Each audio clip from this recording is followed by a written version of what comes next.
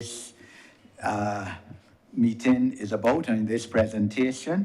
We are allowing you, Mr. Harper, no more than 10 minutes, no more than 10 minutes for your oral presentation.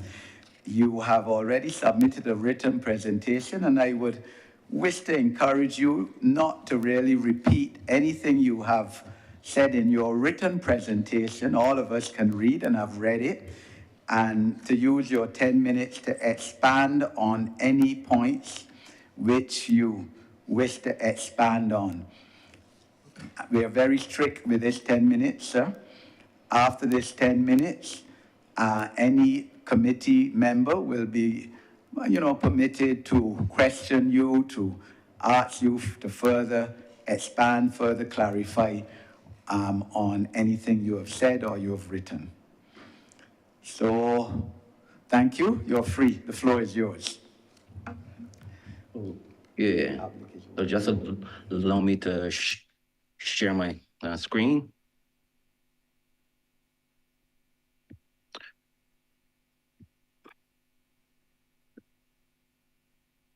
So there have been a number of inputs in terms of public discourse. Number of inputs around the cyber crime bills, its contents, and how the bill as drafted can can result in the abuse of these laws, and abuse from the perspective of suppression of public discourse, terms of violation of human rights.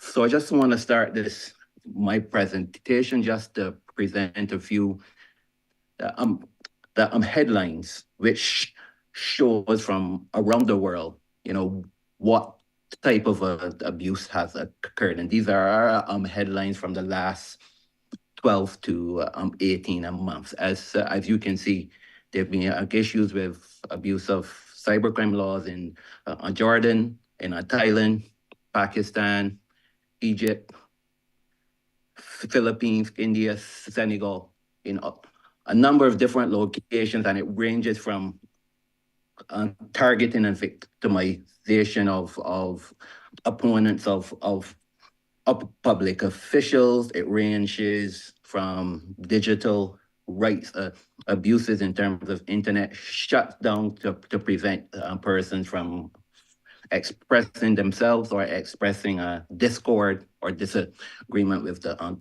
government.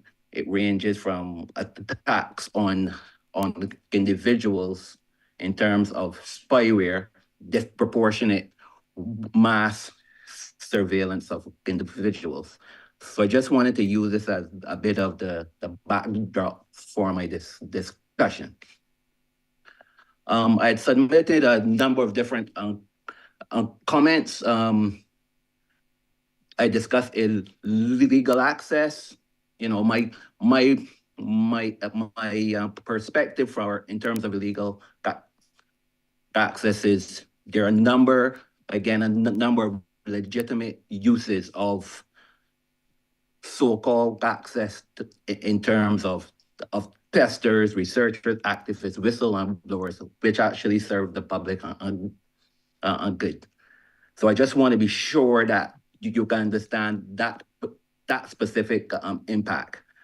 Particularly, a big concern is that we have a lack of trained court officials, and we don't have a specialized court. Speaking of this, in terms of specialized court, for example, the UK has the King's Bench Division on Technology, which has specialist judges, which are known as masters, who have special and training to address and adjudicate these type of matters to make sure that innocent or well-meaning persons are not imprisoned.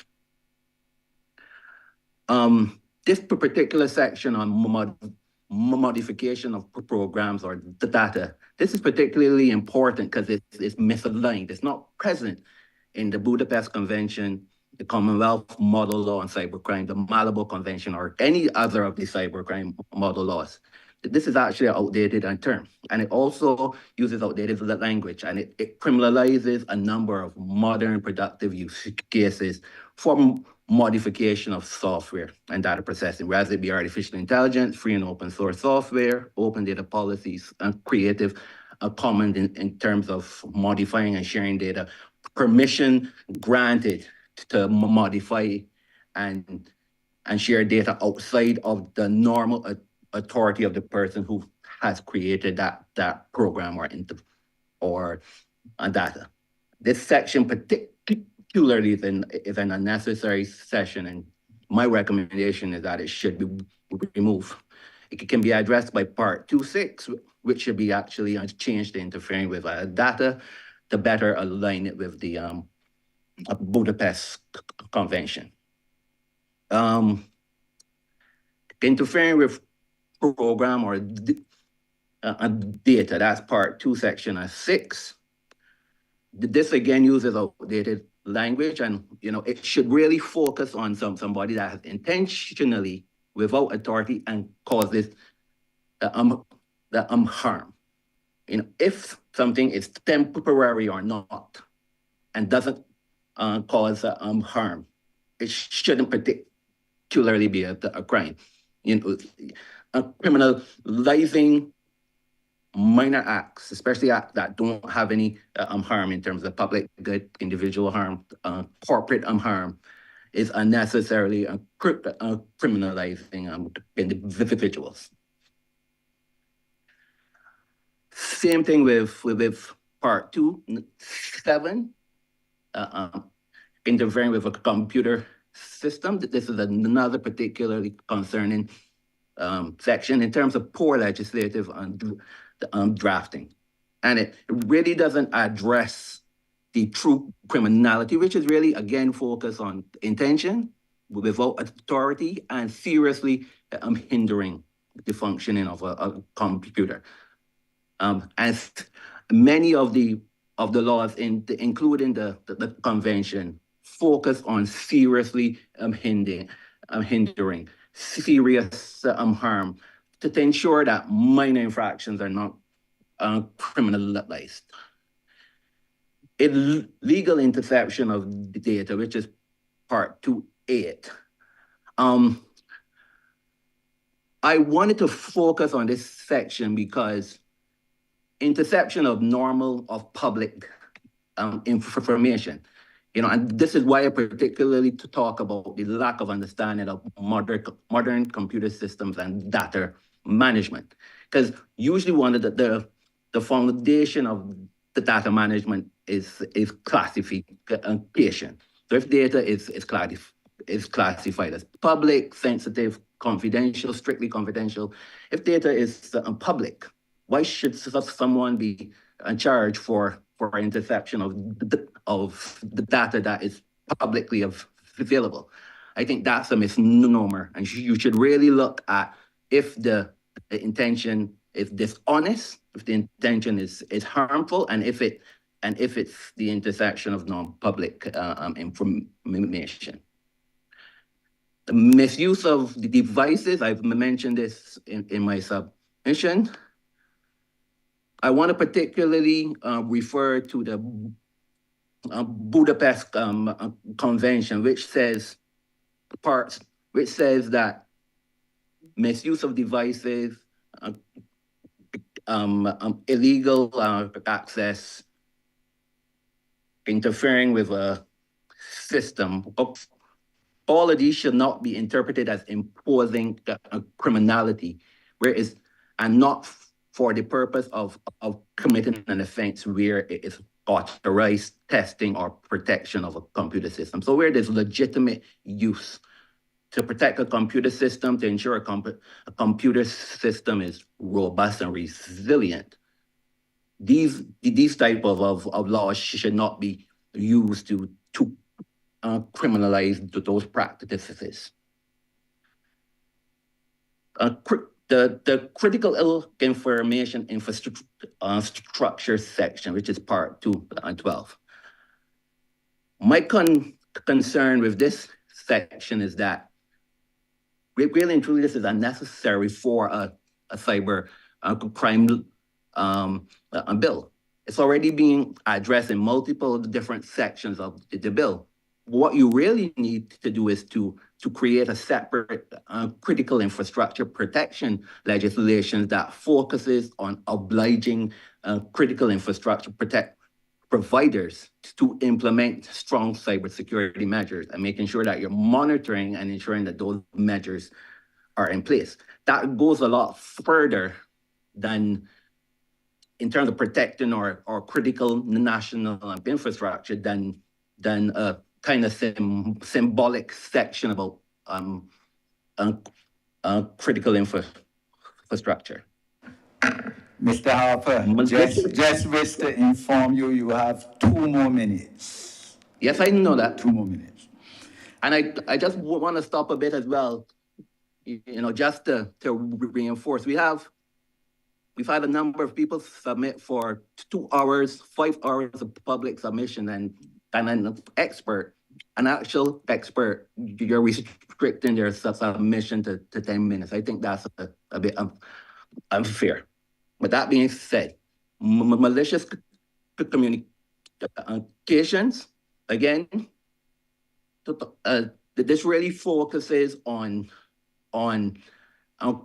criminalizing to a large extent, which is just normal discourse, online discourse. Another key thing is the Budapest Convention and other model laws do not address malicious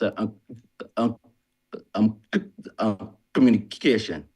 Also, trying to treat the cyber crime bill with criminal defamation is very, very problematic because the European Court of Human Rights, the United Nations, several human rights organizations, as well as intergovernmental bodies maintain that criminal defamation laws are an unjustifiable affront to human rights. Several progressive nations have actually removed criminal defamation laws from their books. The section on cyber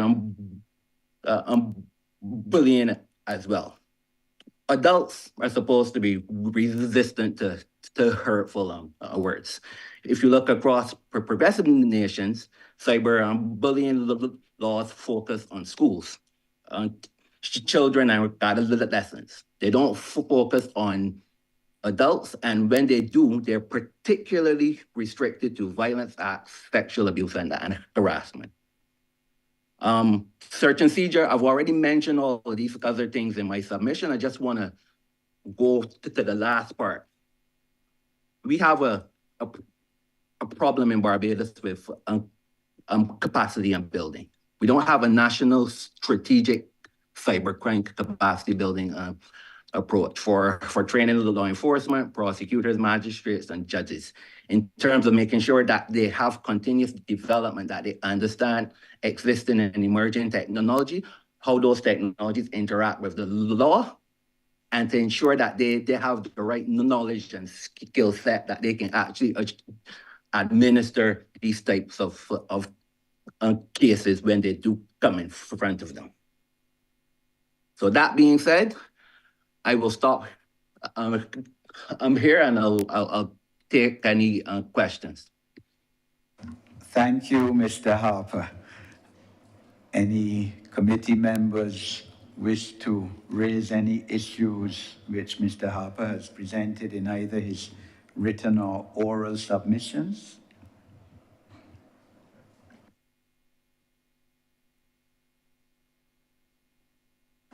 Okay, let me ask then. Mr. Harper, in your written submission, you criticized,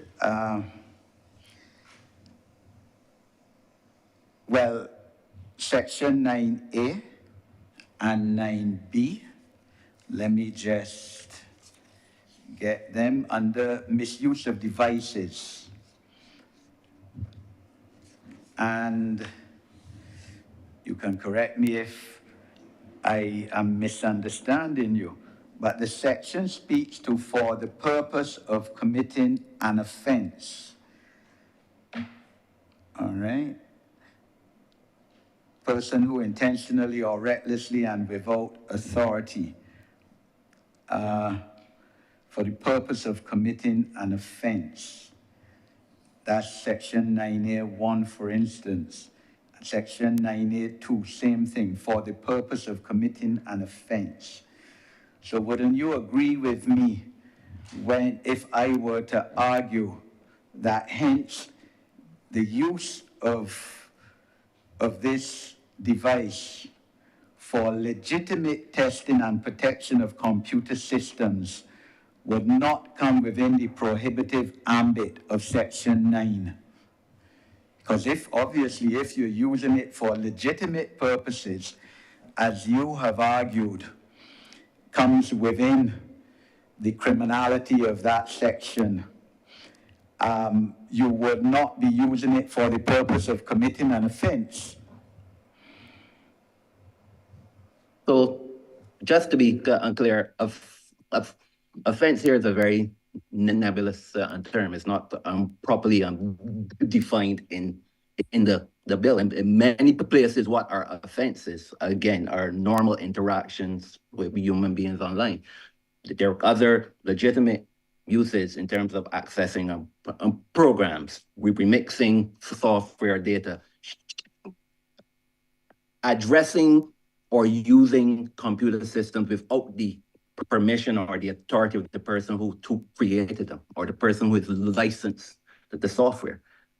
So what exactly is an offense? Because you've defined a number of offenses that in the real world are not actually offenses. So my position was that if you don't properly define an offense, or if you don't train your magistrates and your judges to understand what these actual offenses are, then you run the risk of criminalizing what is not an offense and finding or imprisoning someone unjustly. But Mr. Harper, I will want to argue with you that we have separation of powers in Barbados, as you know very well, separation of the judiciary from the legislative body. And Parliament cannot go into detail and define every single word in every single act. There has to be a role for the judiciary. And that's the judiciary's prerogative to say whether it's an offense or not. That's my argument, sir. And I'm speaking as a lawyer for 40 years too. There has to be a role for the judiciary in this.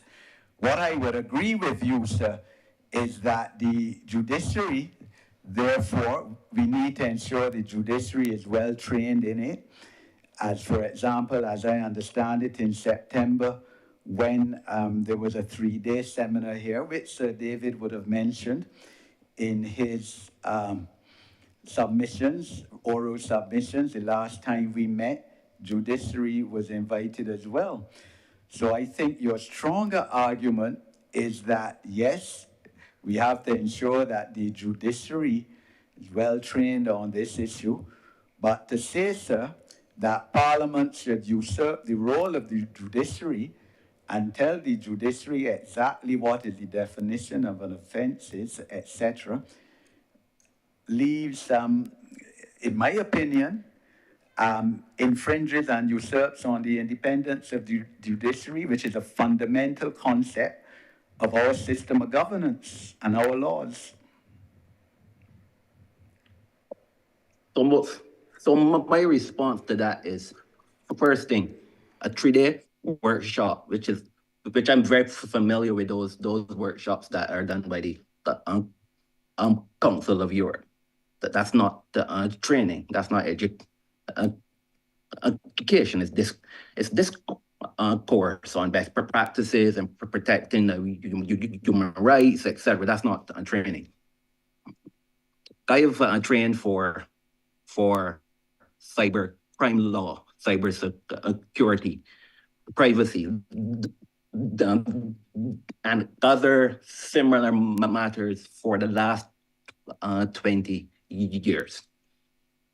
And we ensure in our field that there's continuous education, 20 hours, 40 hours, 60 hours, 80 hours per year, continuous education to ensure that as technology shifts and you see emerging technology, new technologies which affect crime in different ways, that you stay in touch and you better understand so you can administer these laws again. So yes, you're right. They should be trained, but I also want to say this.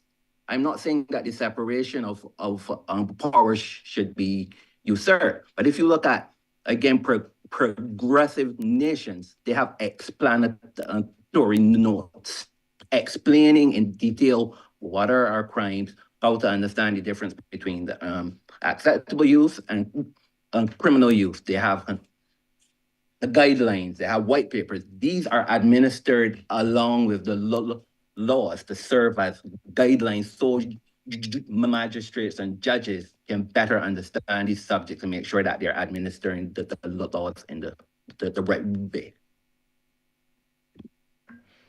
Thank you, Mr. Harper. So at least you seem to have conceded that in terms of the legislative provision, there's nothing wrong, but obviously in terms of the administration now of the law, that, well, the government, and that's different from the legislature now, has to try and ensure that there's proper training in terms of the administration of the law.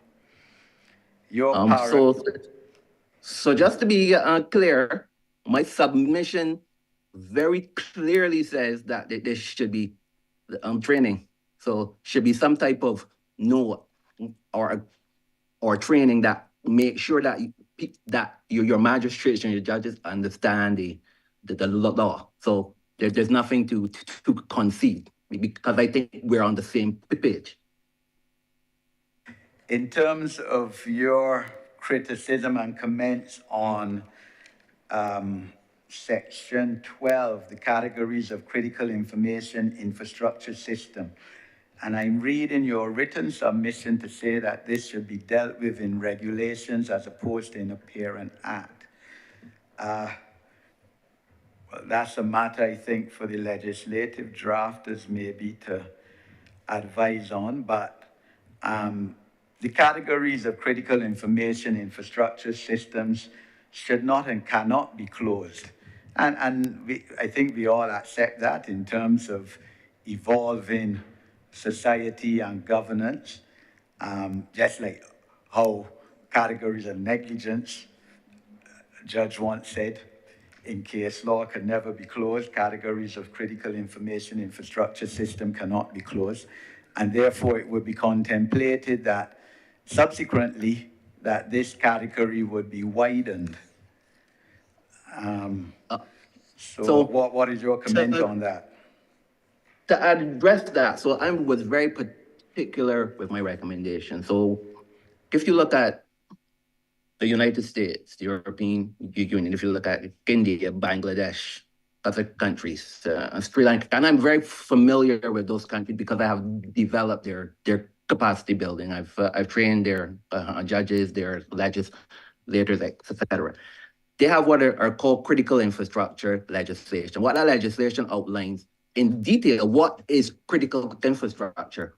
It outlines what you need to have in place as a critical infrastructure provider in terms of cybersecurity requirements, computer security incident response. It puts obligations by law on critical infrastructure providers that they protect their critical infrastructure of the nation. And they also create a government department that their job is oversight of critical infrastructure providers to ensure that those strong cyber security measures are in place. And what I'm saying is that goes further in protecting national infrastructure than criminalizing access and unauthorized access to critical infrastructure, because the majority of the persons who are going to access your critical infrastructure and do you damage are not in Barbados. There are people in Eastern Europe, in North Korea, and these are people that are will obscure their locations and their identity online. So you can even bring those persons to justice. So what I'm saying, instead of focusing on a symbolic and a useless clause, you should focus on implementing laws that actually protect your critical infrastructure. And my final query to you, Mr. Harper, relates to paragraph 11. Paragraph 11, section 11, disclosure of access code, where you've been critical of this section, and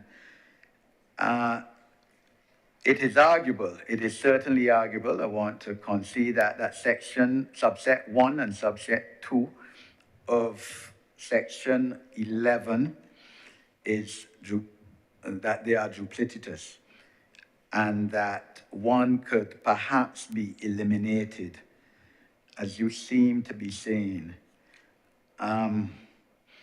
Which one you would eliminate if given the choice? So it's not even a rich one. I think that whole section is not a useful section. That's not present in, if you look at any model law or treaty, that's not that's not addressed, because there's so many normal use cases and non criminal use cases for disclosure of access codes. You know, you use shared codes when administering systems. You use shared codes when you're doing the encryption. You use a number of different shared codes, and sometimes it may not. It may be without formal authority. It may be interpreted as reckless. At the end of the day, this is not treated as a cyber crime in Malibu Convention, the Commonwealth Model on Cybercrime, as well as the Budapest Convention. This is just not addressed. I don't see a reason for this section. Mr. Harper, Ramel Spring here, and I read your written submission, and I must admit that when I first read that bit in the legislation, it did flag up some concerns for me. And I think I raised it here during our initial discussion. At least I intended to.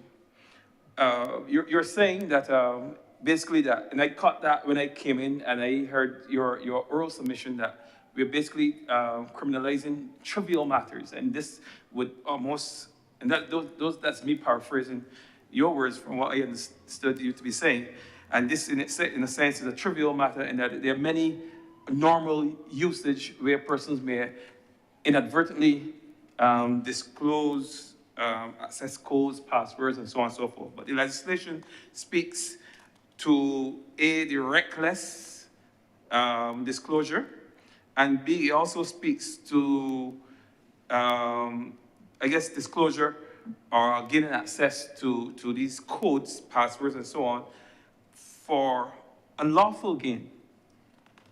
They're using that to I guess to earn or to gain money unlawfully. I'm assuming that there's in most cases that's the reason why people engage in things. And working in a ministry where data is so critical, data is so important, I can't see a scenario where there's not a piece of legislation that looks specifically at situations where persons, because of the clearance that they have in their jobs, and the areas that they work, may not necessarily be listed as critical. I mean, I don't know if the CIA licensing authority, for example, is listed or seen as part of the critical infrastructure. It may very well be, but there's a lot of important data that is stored, or persons who work within that department has access to, that can be sold on the market. And I believe that persons, if given that level of clearance and engage in any kind of unlawful reckless disclosure of that information, whether it be names, codes, passwords, what have you. Should be something in the law that gives the authorities some sort of recourse. And if we were to remove this section altogether, then I mean, of course, there are other ways that persons could be prosecuted, but I think that this here gives us more direct authority in terms of how we would treat the persons who engage in that type of behavior, that type of criminal activity. So if you can speak to using those types of scenarios that I just placed there on the table. Of course, there are other situations where I don't believe that a person who, because they work for me and have access to my password, to my computer, or anything like that, that if they share that password or tell somebody that password, I obviously would want to see that person being fined $25,000 or 3 years in prison. But I would want that there's some sort of legislation to protect me from even the person thinking about that they can share my information on IG Okay, or so any this, sort of social media platform. just to be clear, you have quite a number of sections that address that. You have you have illegal access. You have misuse of devices. You have interfering with a computer system. You have interfering with data. Like, I mean, part of my concern, again, there are a number of redundant sections in this bill that serve no purpose except as to confuse magistrates or judges, especially the untrained ones.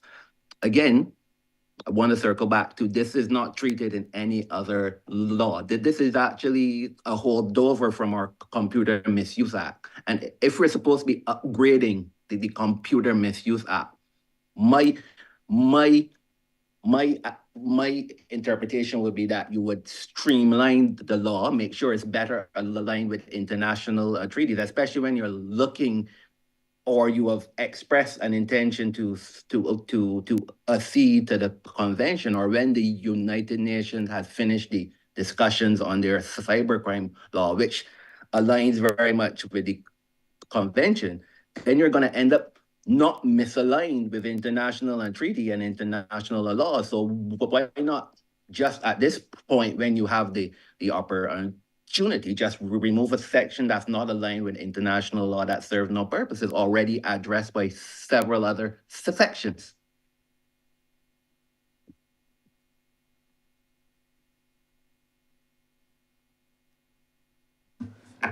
Are there any other members who would wish to engage Mr. Harper?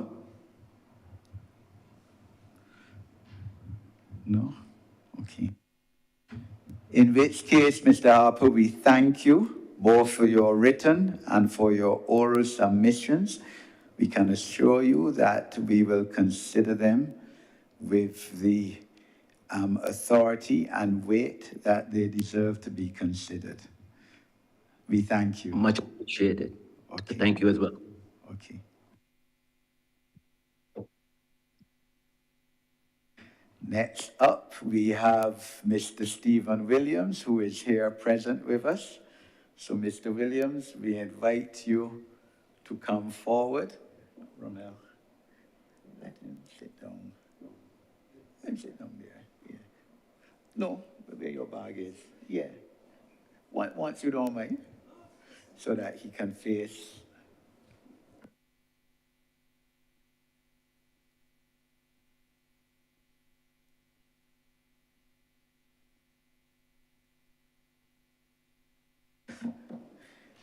Good afternoon, Mr. Williams.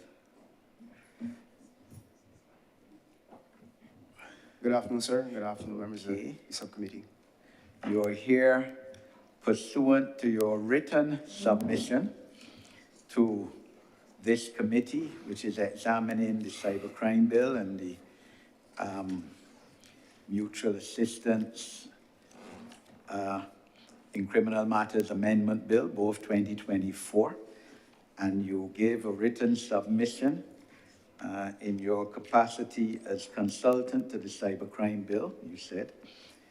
and you could explain exactly what you mean by that.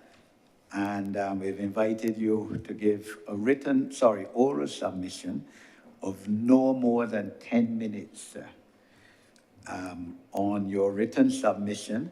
So you need not repeat what you've said here. In your written submission, you could emphasize and clarify and expand, but we have already read your written submission. And after you're finished, your 10 minutes max, we will open the floor to any committee member who wishes to engage you on either what you've written or what you've said orally here today. Thank you. Good afternoon, honorable members of the Parliamentary Subcommittee. Thank you for granting me the privilege, and it is indeed a privilege to speak to you today. I would also like to express my gratitude to the chairperson of the Law Review Commission, Sir David Simmons, for selecting me as the IT consultant to the cybercrime bill. I'm honored to contribute my perspective towards refining this essential legislation. Approximately 12 years ago, I was a victim of a malicious and defamatory lie published on a then popular social media platform. It falsely accused me of being a drug dealer who stole money from the government, a blatant and disastrous lie. Because that platform and content creator was located outside the jurisdiction, coupled with the limited scope of the 2005 Computer Misuse Act, I had no legal recourse to seek justice for the defamation I endured. This new bill is a significant improvement because it incorporates international assistance in criminal matters, ensuring that no one can hide behind geographic locations to carry out malicious attacks. Unlike the 2005 Computer Misuse Act, which was mostly confined to domestic crimes, the new bill aligns with international conventions providing a framework for effective cross-border collaboration. As a former member of Parliament, as a former member of the Board of Directors of the Transport Authority, I saw firsthand fraudulent documents submitted to the board, falsely claiming to be authored by the then chair and granted permission for various licenses and clearances. These documents, which use computer technology to misrepresent the board's actions, aim to deceive and exploit the system with the inclusion of offenses related to computer-related fraud. The new cybercrime bill gives the police a strengthened tool to pursue individuals who engage in these activities. This empowers them to investigate and prosecute those who manipulate digital information, safeguarding the integrity of organizational processes. The cybercrime bill represents a comprehensive effort to establish a legal framework that tackles from the threat of cybercrime itself, child exploitation, to the misuse of digital devices. However, as with any forward-looking legislation, concerns has arisen by various stakeholders, which I now turn my attention to give my perspective. Illegal access provisions. With regards to the broad definition of illegal access provisions implicating the idea that it's implicating cyber professionals and activists, the linchpin, and something I will consistently reiterate, is it's up to the judiciary to discern between malicious intent and authorized actions. It's not customary practice for cyber professionals to illegally break into a network or computer system without proper clearance. And I say again, it is not the actions of a cyber professional to break into a computer system or network without clearance. Regarding activists, even actions performed with good intentions or altruistic goals have consequences. The judiciary must determine the difference between those with malicious intent and those whose actions, albeit well-intentioned, could cause significant harm. Critical information infrastructure systems. The scope of CIS should be dynamic and inclusive to address emerging digital services. Currently, the bill focuses on public utilities and government functions, potentially minimizing, unfortunately, the critical sectors like food and chemical production facilities. It is crucial to promptly publish complementary regulations that ensures regular updates to the CIS listings and incorporates evolving technology like artificial intelligence. Using the term critical infrastructure systems, however, instead of what is in the draft bill, which is the critical information infrastructure systems, broadens the scope to include both physical and digital systems, such as transportation, energy, and healthcare. This comprehensive terminology ensures that both physical and digital systems receive adequate protection, recognizing that disruptions in one can affect the other. Moreover, it will help encompass emerging technologies such as AI and the Internet of Things. This adaptability would enable the bill to effectively protect all sectors vital to national security and daily life, aligning with international frameworks that broadly include essential services and systems. Malicious communication. Like the defamatory lies I experienced, require strong safeguards to protect potential victims from unfounded and unwarranted attacks. This includes maintaining firm measures against those who intentionally or recklessly use computer systems to intimidate, threaten, violence, or defame others. However, it's essential that these protections strike a careful balance, ensuring that the judiciary discerns between malicious intent and legitimate public discourse. This approach allows us to protect victims without stifling free speech, creating a digital environment where people can share opinions safely while deterring harmful behavior. Disclosure of access codes. Under Section 11 of the proposed cybercrime bill, disclosing a password, access code, or other means of addressing a computer system without authority could technically lead to legal consequences, including imprisonment of up to 3 years or a fine of $25,000. However, whether sharing, for example, a Netflix password with a third party would specifically lead to such penalties is a matter that requires careful interpretation. I beg your pardon, Chair. And through you, I know Mr. Williams has been given a time limit. Have I gone over it, sir? No. And we're losing a lot of the meaning as he rushes through. So through you, I'd like to encourage Mr. Williams to slow down so that we understand what he's saying. Don't rush through it at the expense of us losing the meaning, because I want to follow you. Okay. So, Chair, may I ask through you that Mr. Williams slow it down. Don't worry about the 10 minutes. If 15 isn't going to kill anybody. And let us follow the minute. Chairman, I also suggest that if he has speaking notes, he may want to share them with us after as well. Because I think Mr. Thorne may have lost some. Two valid points. So you can make speaking notes available to us. But like I said, you can expand ad-lib on anything you are saying.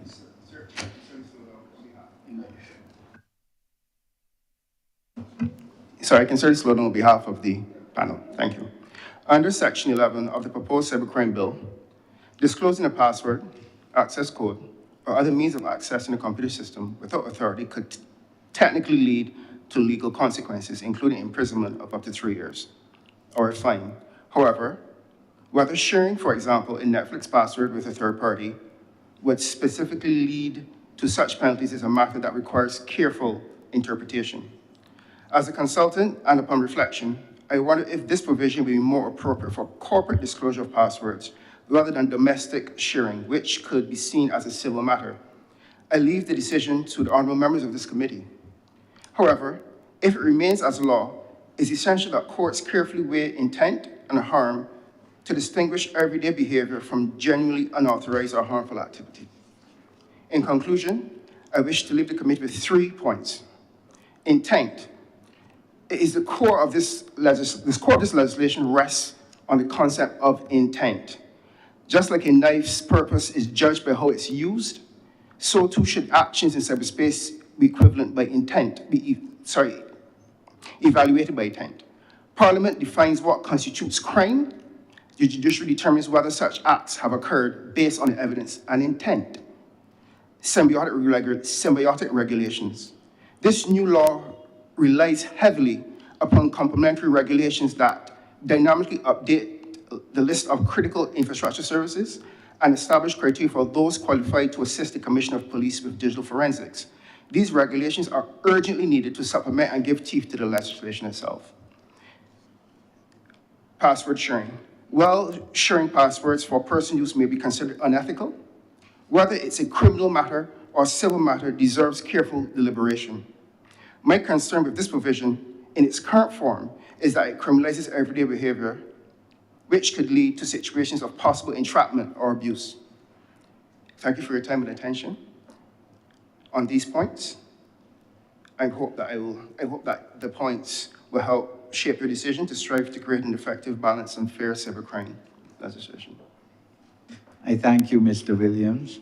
Now open to committee members to raise any issues with you relating to what you've said, what you've written, or to the bill in general. Senator Nichols. Thank you, Chair. Through you to Mr. Williams. I listened with intent to your presentation, and I was making some of my own notes. And you did make a comment that Mr. Harper made before, and something that I believe that I shared in our inaugural meeting, and which is in terms of the executive's capacity, when I say that, it's the state, to issue guidelines and regulations. Citizens must know when they're going about their affairs, whether they are engaging in activity that is unlawful. And when there's uncertainty as to unlawfulness, that creates a legal problem, because then, you know, whether somebody is acting unlawfully then becomes an arbitrary exercise. It should be an objective one. So that we don't have normally state issuance of regulations and guidance, as is in other established countries around the world. In this cybercrime era, we see a lot of guidance being issued. What is, in your view, our capacity to do so, and which arm, or not necessarily arm, which part of the executive? Is it to be a new arm to be created? Is this to be a specialized body that would need to be created? Who should comprise that body? Should members of the public have access to it, to lobby, to help form and shape the regulatory content that comes out? To what extent is the prosecutorial discretion to be guided by these regulations? And how do we, as a legislative body, the ultimate maker of the law, rein in any excesses that may occur to the disadvantage of the public? Thank you. Thank you, Senator. It's a very detailed and comprehensive question in terms of where do we go from here after the bill is passed in whatever form. You are right, and if it's any agreement with the previous presenter, is the fact that this bill needs regulations. How it is governed and executed is a $64 million question, because right now, I mentioned areas such as those who will have capacity to assist the Commissioner of Police. We need regulations to determine what those qualifications look like. In terms of the critical infrastructure list, that is something that's always evolving. Under the current proposed bill, a list of services have been named. However, that under the international standards and framework, for example, NIST, which is an international standard by the National Institute of Science and Technology of the United States. Transportation, so take, for example, have electric buses, right? The possibility is there that, with the right training, some person can attack electric bus because it's digital. So therefore, if some person was to attack the electric bus grid, God forbid, right, and disable the bus, we can basically disrupt the everyday life of Barbadians. So we need, to my mind, we need not just regulations, but we need an authority to basically assist the minister in their actions.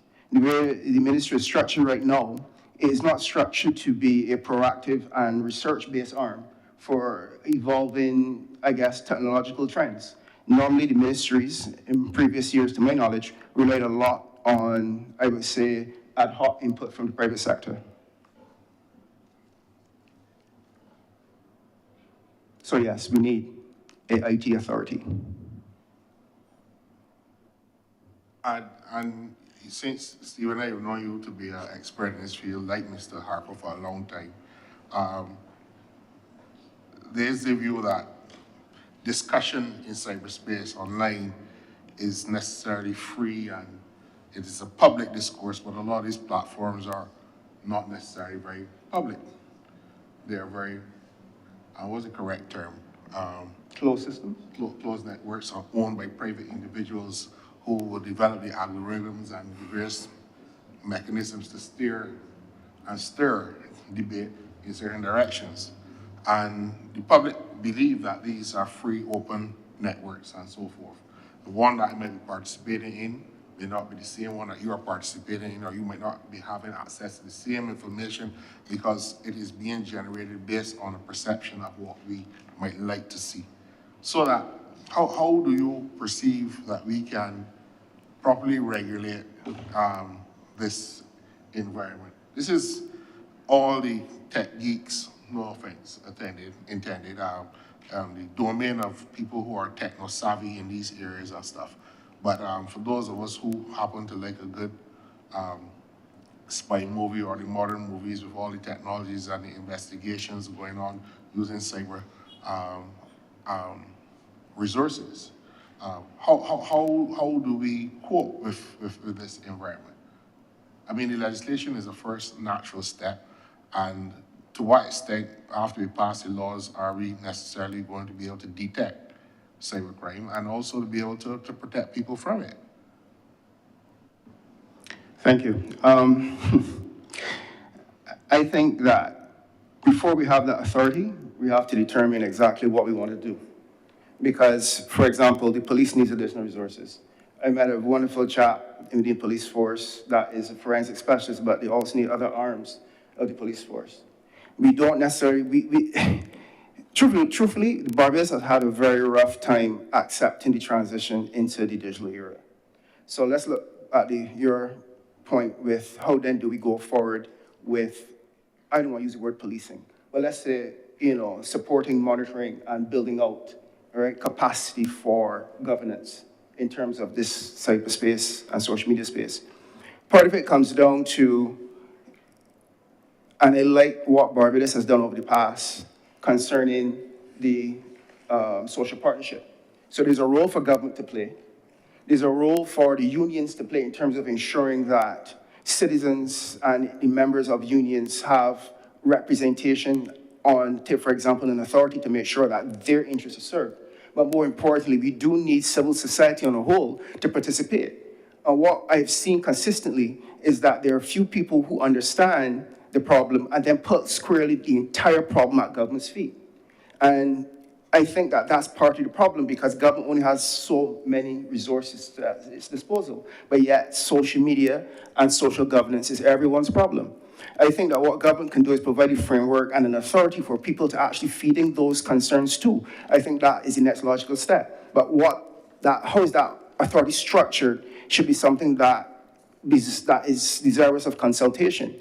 But I do believe that even though if we do that, there's still limited, I guess, governance that we can have because we are not the owners of the platform. Classic example. You will find that within recent times, if you put up a post that's okay under the cultural sense of Barbadians, that YouTube, or it's not YouTube, Facebook may find it offensive. Certain words we use every day may not have the same cultural impact and significance as Facebook. These platforms have their own cultural norms and they have their own policing mechanisms that have nothing to do with Barbadians. And then there are things that are Barbadian that are offensive to us that these platforms don't flag. But yet we have no control of them because there's not a Barbadian, there's not a central authority. And unless you become like China, have the great firewall of Barbados where the government is policing everything that goes in and out, which I don't ever want to see, then it is incumbent upon third parties, including the government, to be active, to play an active role in ensuring that whatever law is passed feeds back into a mechanism that governs the country digitally.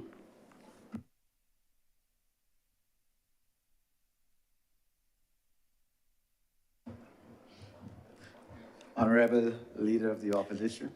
Thank you, Mr. Chairman. Mr. Williams, I ask very short questions. I don't make a speech here. So I'm going to ask you some very short questions. Do you see your purpose here as that of either supporting or opposing the bill? Let me ask again. Do you consider that it is your purpose here either to support the bill or to oppose the bill? I'm here to support the best possible bill that this parliament can craft on behalf of the Barbados public. I take it that's a yes. You see your role as being here either to support the bill or to oppose the bill. I'm not opposing any cybercrime bill, sir. Precisely. Right. So you're supporting it. Yeah. Right. Now, were you a consultant prior to the drafting of this bill? I was a consultant to Sir David Simmons pertaining to the bill, yes. You would admit then you come with a bias. I come with a perspective to... No. Were you a consultant towards the drafting of this bill? Yes, sir. Therefore, may I suggest to you that you are unlikely to oppose something to which you were a consultant. I guess that has known to occur, but... Beg your pardon? I guess that's known to occur. Yes. So you're agreeing with me that you are unlikely to oppose something,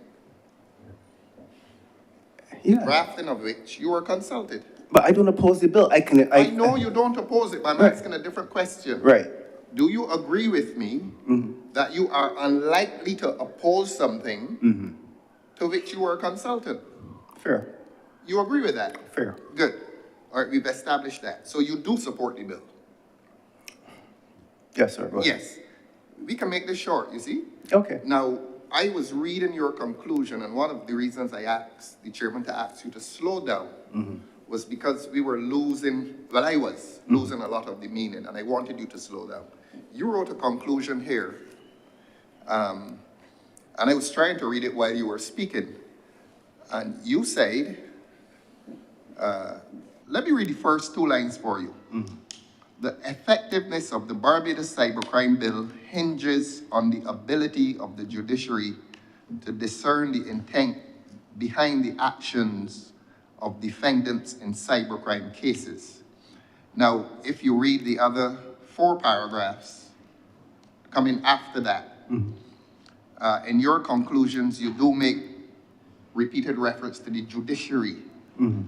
And you seem to be placing the responsibility on the judiciary in its effort to interpret that which you assisted in drafting. Yes, sir.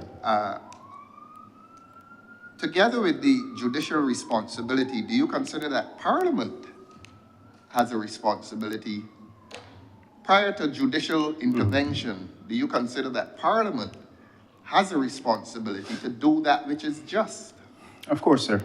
Thank you very much. Those are my questions. But can I follow up on that, sir, if you don't mind? Yes, well, if the chairman allows.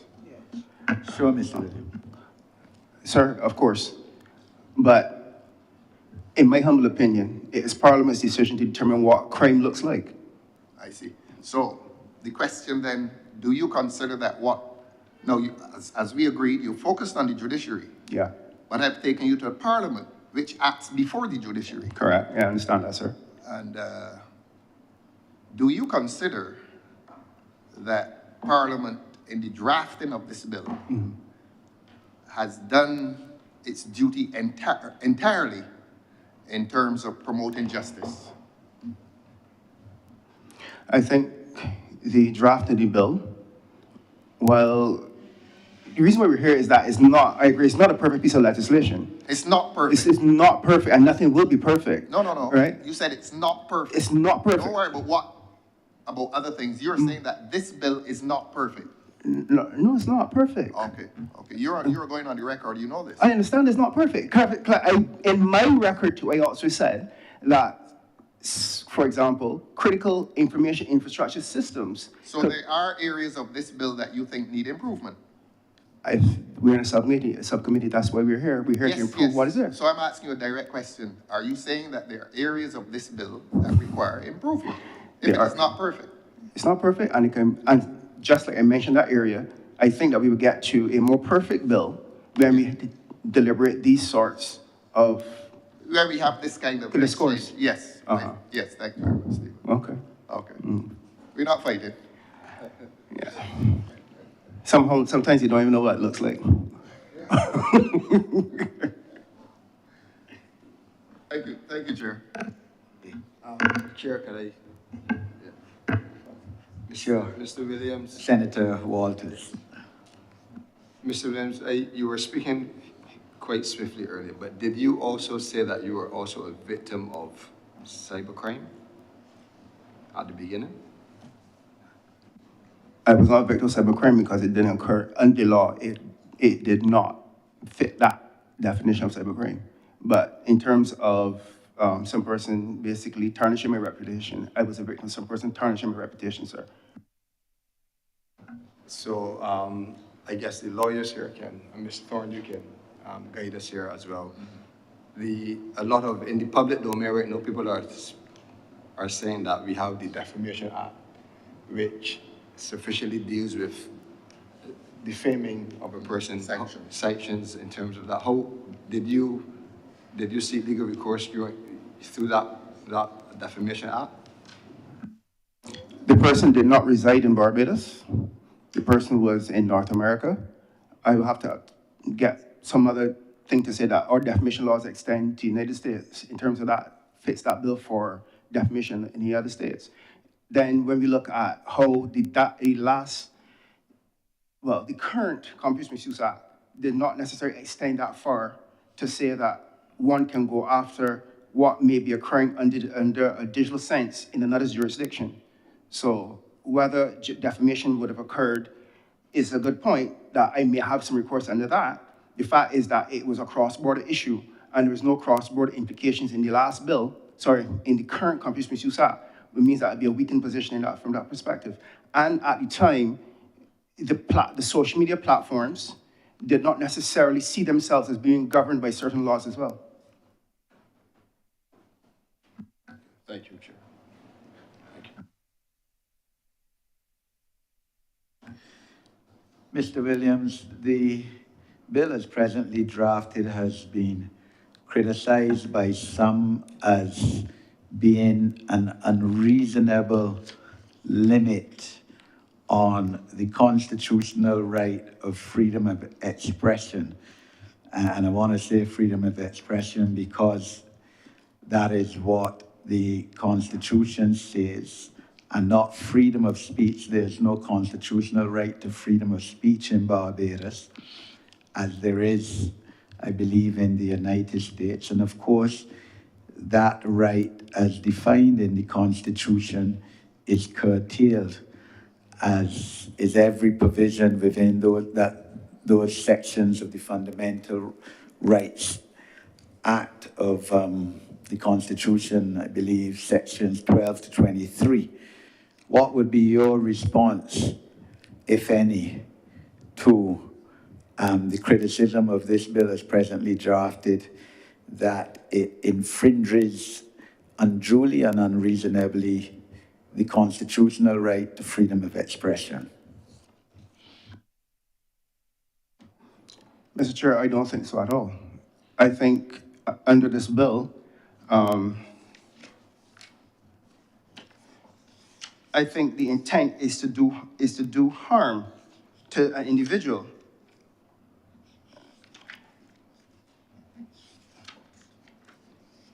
Now, for example, child grooming. If you look at the rights and freedoms of an individual, is it right that a person will go and groom a child to do something adult-like? I don't think so. But we have a lot of thoughts in terms of rights and freedoms, but I may have the right to do something, but I don't have the freedom of consequences for my actions. So, no. In terms of malicious communication, a person who intentionally or recklessly uses a computer system to publish, broadcast, or transmit a computer data, right? And we know what it says here. So if the intention is to hurt someone, why should I have the right and freedom to that? If I want to express myself, if I want to now share my thoughts on something, that's perfectly fine. But if I'm going to take up a computer system or digital system to personally attack someone, to defame their character, I gave you a situation of me, right?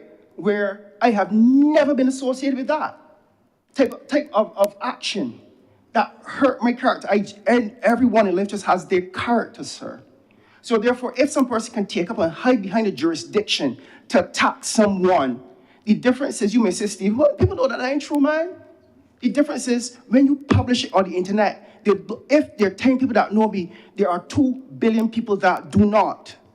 And by doing so, if the intention is to hurt me, why should I not have recourse? A law can make some person guilty. It is the judiciary that finds if some person is guilty or not. You could bring actions against some person who you think hurt me, that I think hurt me, but I still have to prove the case in court, sir.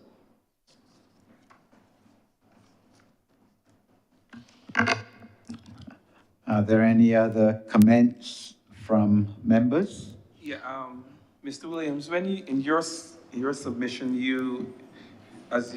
you were speaking to section 11, you suggested that perhaps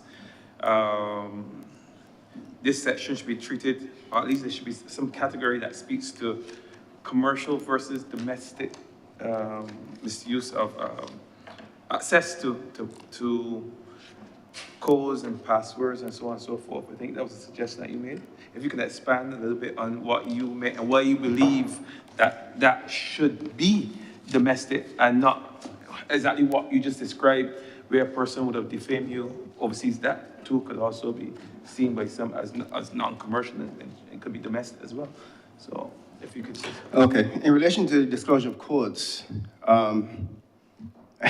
you have Netflix, everybody kind of shares like Netflix password, or sometimes people have a particular site that they go on. I know in dealing with children, sometimes I know they go and share their passwords for gaming sites.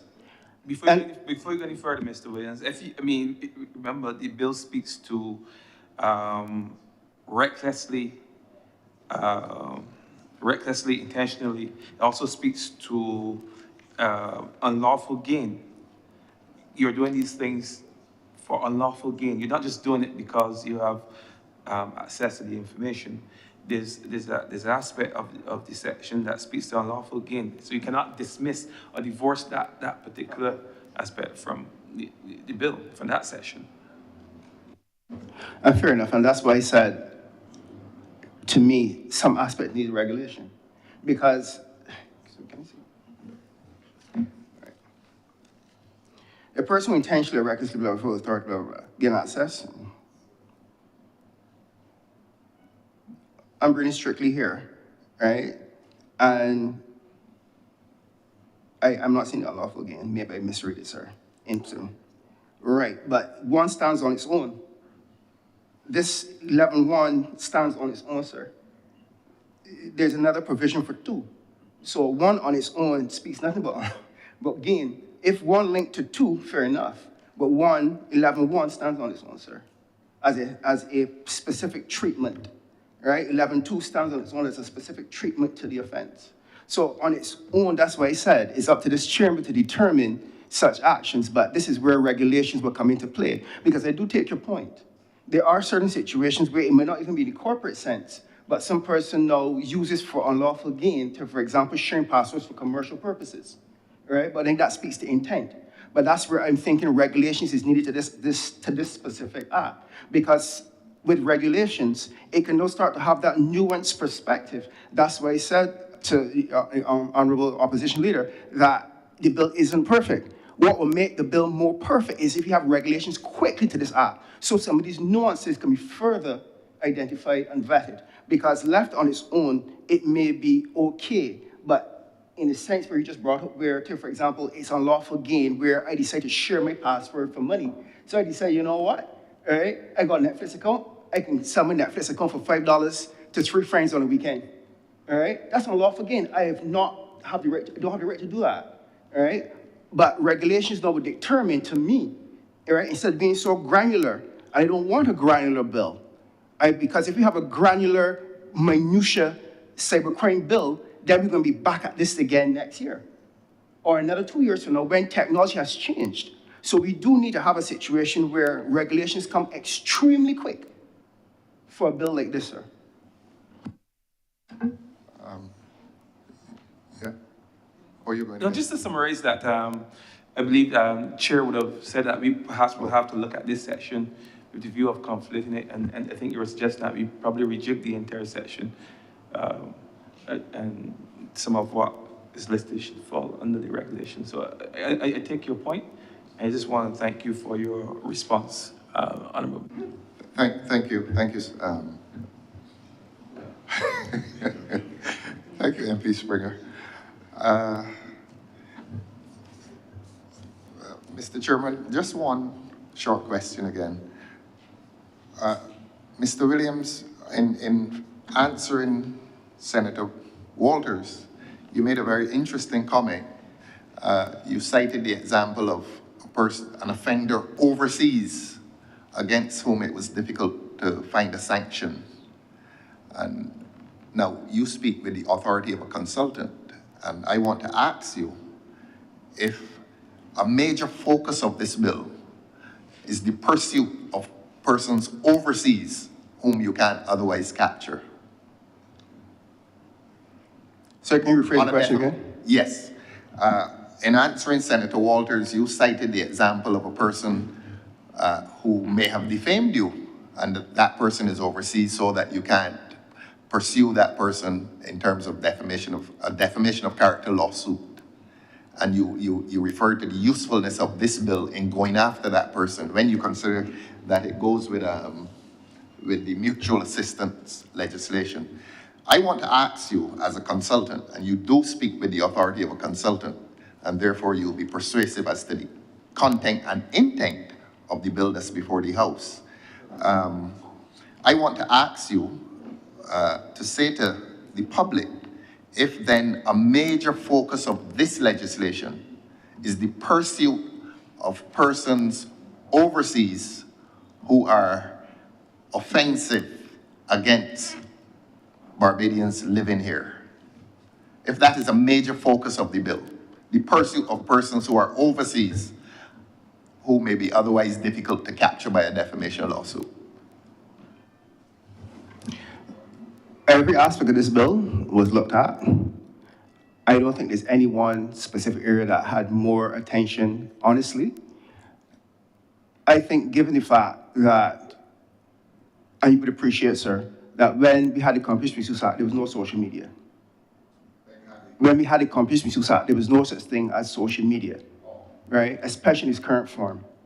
And therefore, the interactions with what is people overseas versus being able to actually get there to get attention. So basically have the local thing, as you say, attacking locals or whatever, wasn't thought of. So in drafting a modern or updated bill, we have to look at every aspect of what crime, right, would constitute for Barbadians to protect Barbadians from crime.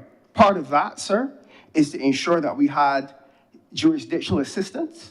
It's just not saying that we have a lot and go after some person, but the reverse is also true. There are people in Barbados who may be involved in crime here, and then from an overseas perspective, there's a judicial arm on the other end that may want to get information on what's happening here. So we can't get one without the two. It's not a one-way bill, right?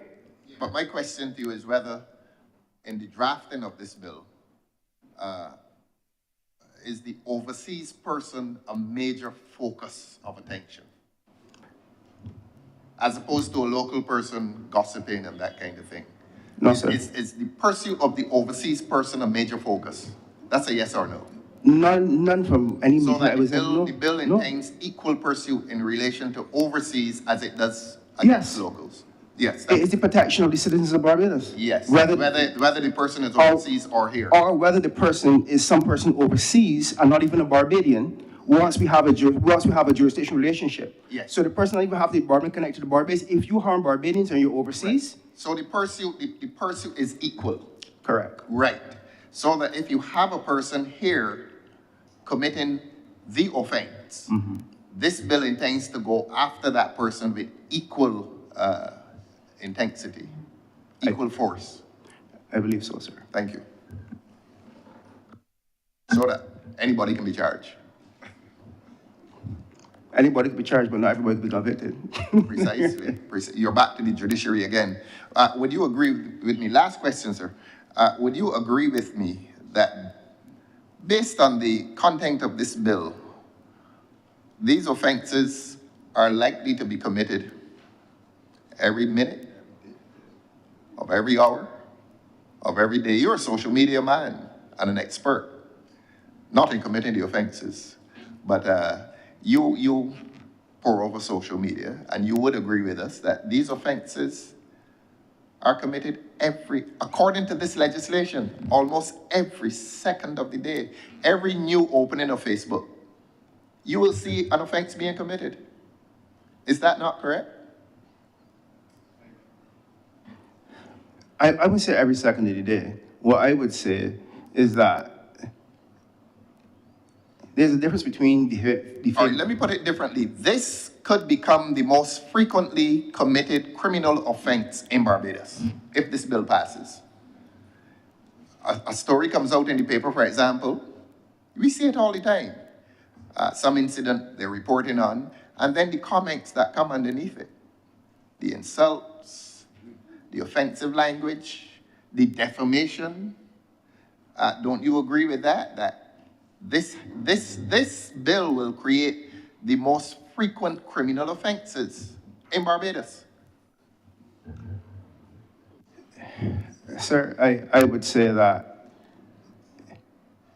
harassment is against the law of Barbados. Aware of that. But what I'm trying to say is that, what I'm trying to say to you, I'm asking you if, according to the content of this bill is going to criminalize, I think we're all agreed here, that this bill will criminalize many areas of speech. We're all agreed on that. I'm asking you if, as an expert and a frequent visitor to social media, especially Facebook, wouldn't you agree that this bill, if it becomes the law of this country, will create the most prevalent state of criminal offenses in this country? No. Let me say, Okay. and let me explain. The intent is where I hang my hat. I'm talking about content, not intent. Content. The content of this bill will create several criminal offenses across social media every minute of the day. How? By people insulting others, by a story coming out, and on any incident on which the press reports, you see it's Mr. Williams, people gather underneath that story and call the person all kinds of names, a fraud, a thief, all kinds of things. And I want to suggest to you that those fall within the definition of criminality within this statute. I know you agree with that, but what I'm asking you is if this will not create several offenses across social media every minute of the day. Okay. And I take a deep breath for this one. I'm gonna say yes or no. No. It's not yes or no, Oh, sir. I beg your pardon. It's not yes or no. Because even in life, all right, people use, and I like to quote Dame Billy, muscle words against some person. All right? Which may be against the law, but it's passed because the intent, even though might kill you, man, I'll walk along. That in itself may be an offense in our law, sir. You're the constitutional man. You know whether that is an issue or not. But is it pursued by our justice system? Probably not. However, I go back to what I see happening with young people right now, right? Where the cyberbullying, because the part of the argument is that this is the same language is used in cyberbullying. There are many young people who use those words who do not have the mental separation to not take it offline. And part of the law's ability to say, well, look, let's look at the pattern of behavior. Because a lot of these fights that happen in secondary schools right now, you can ask any school principal, is that they start online with violent language and violent intent, and then it basically escalates. If we can use this law to stop it at the violent online behavior before it escalates to some person getting killed, I'm all for that, sir. So you are agreeing with me that the offense will be committed quite often?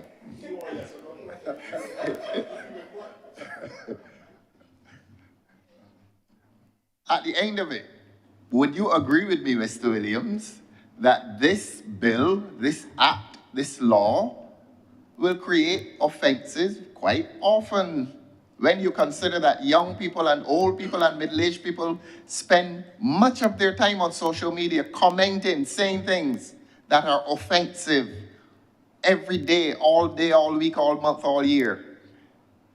Sir? The question I come to, I know you agree with me, but what I come to is the question of who selects and how is the selection done in terms of who will be charged. And I think that is a concern that the public will have. Because I know that all of us in here agree. I can open social media now and I will see several insults being uttered. Who determines which one to charge? That is what the public may be concerned about. Who determines? You can't answer that. It's not intended for you to answer. That's a statement. But I understand. And that is what the public is concerned about. With all the offenses committed across social media every minute of the day, the public is concerned as to who will influence a prosecution. It is as serious as that. But sir, let me say that. It's not for you to defend, Mr. Williams. No, but I have to say. We don't think you're going to influence any prosecution. Right, no, hold on. It's not necessarily influencing prosecution, but do I have a right to face my accuser? If I feel that a crime has been committed to me, right, and I get your point, right, because ultimately the DPD is going to have to determine if there's enough evidence warranted under this bill, right, based on what has transpired online, and can enough evidence be gathered to determine if it would be actionable to carry it to a court of justice. So I understand you may think that it creates the opportunity for crimes to happen every minute or every day. But the fact remains that just a one-off statement might not have that, because I can bring nuisance claims, and you're a lawyer. A lot of your clients bring nuisance claims, wanted a defense, but they do not carry over to a judge, sir. All right, we're not arguing. We're not disputing on that.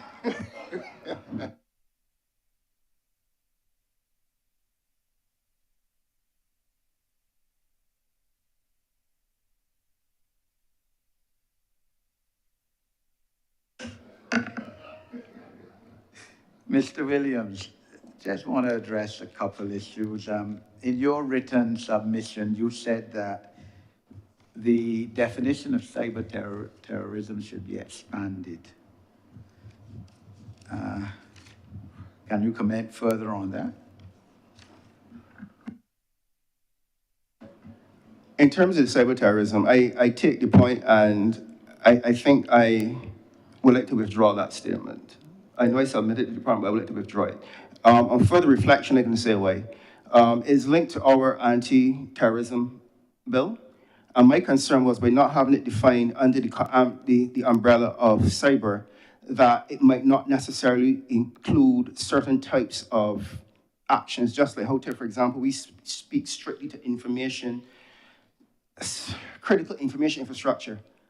At the time, my thinking, and I reflected on it, maybe it can be broad enough if we're going to refer to the anti-terrorism bill. My concern, though, if I still have one, is the fact that we do not know what shape or form terrorism is going to take under cyber terrorism. And once again, that's why I withdraw it with the hope that there are regulations to this act. Because whereas it may stand as adequate under terrorism under the Terrorism Act or the Anti-Terrorism Act, I am uncomfortable to think that where we have the Internet of Things and we have AI, that the actions of someone where it can be artificially generated, I'm not sure if it's going to cover it. But if you have regulations that can speak to it, then I'd be a little bit more comfortable with that. So, sir, Chair, I withdraw that complaint with the hopes that we do have regulations that help shape some of the nuance that is outstanding in this. Thank you for that, Mr. Williams. Two more issues. Section 11 of the bill as drafted presently. Can you have it with you? Right.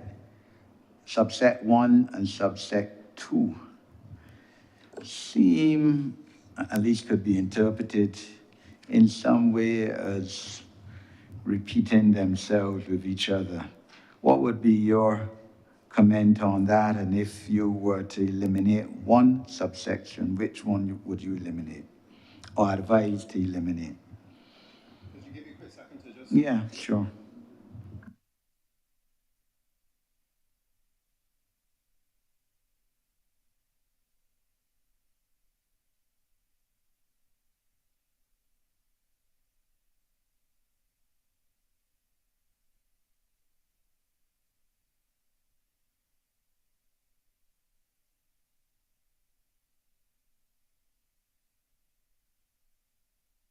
I suspect there's a subtlety here, sir, but I cannot put my finger on it.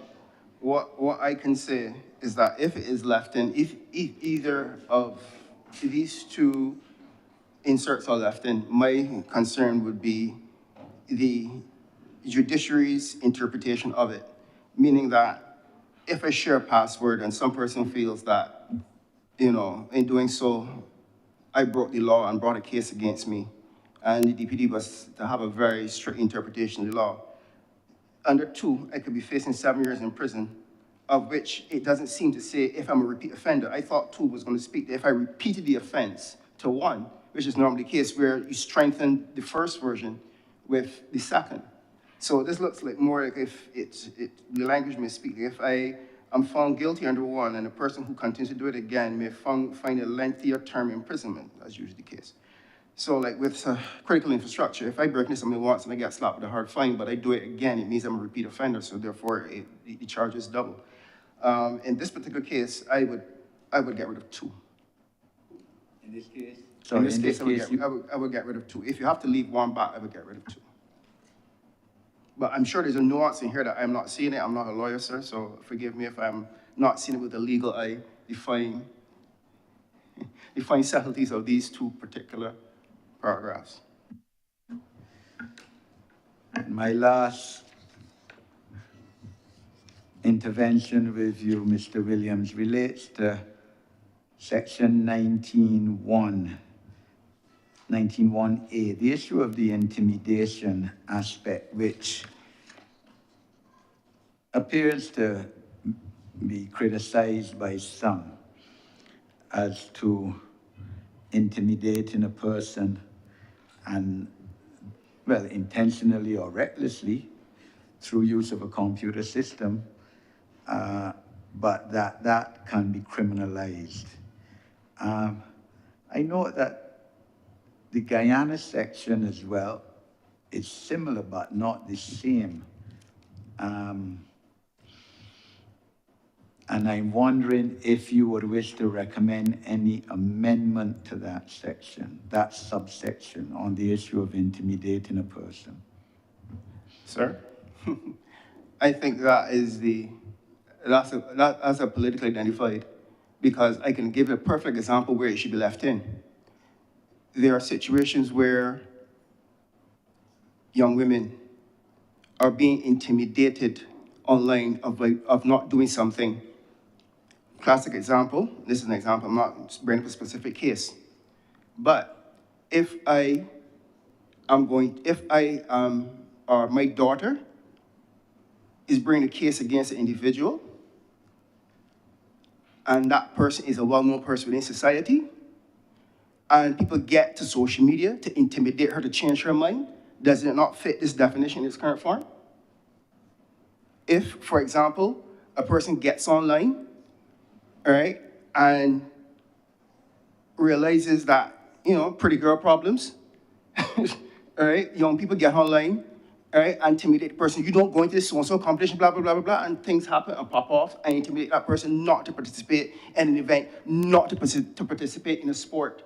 Does it not fall into that definition where the person uses a computer system to intimidate another? I think the hullabaloo is from a political sense, but I don't think we can sit down here and draw a line in the sand over politics versus anything else. You can't determine, you know, you can say, well, this is okay unless it's in a political sense. I think that's part of the problem. So if we said with a little bracket, excluding politics, I don't think anybody will have a problem with this statement. Well, unless you're going to define it, all right? Because I don't think anyone will have a situation where their girl child or son or member of their family, all right, is getting intimidated via social media, via networks, and you think that that should be allowed. I think the problem is that politics got involved, sir, and then people see it from a political lens. Let me just follow up on my question. Section 19(1) of the Guyana Act says a person commits an offense if the person with intent to compel another person to do an act which the other person is not legally bound to do, or abstain from doing an act which the other person has a legal right to do, uses the computer to publish, transmit electronic data that intimidates the other person.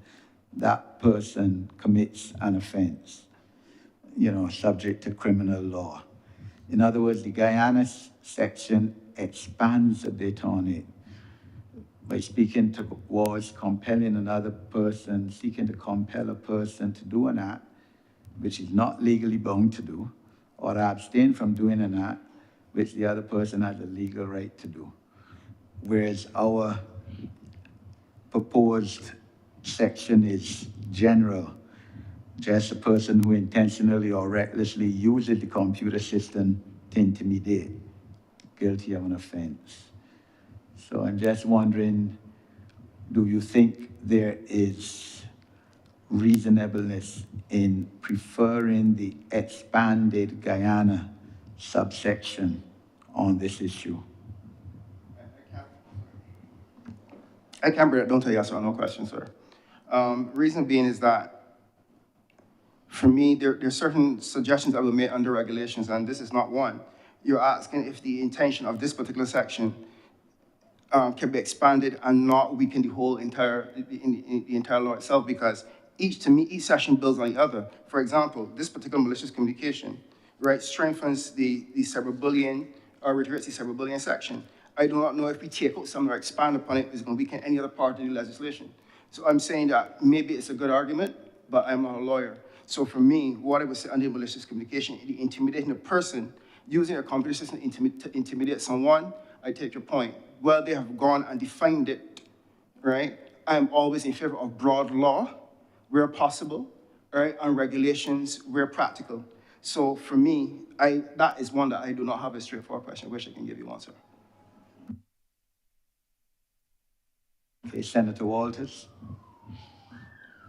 Mr. Williams, as an IT consultant feeding into the bill, what specific technical or expertise, IT policies or framework has been feed into this bill? Because we hear a lot, and you use the term very often that you're not a lawyer, but it's not to personalize you, but even from a consultant, an IT consultant person, what are the specific areas of expertise within the IT world that has been fed into this bill?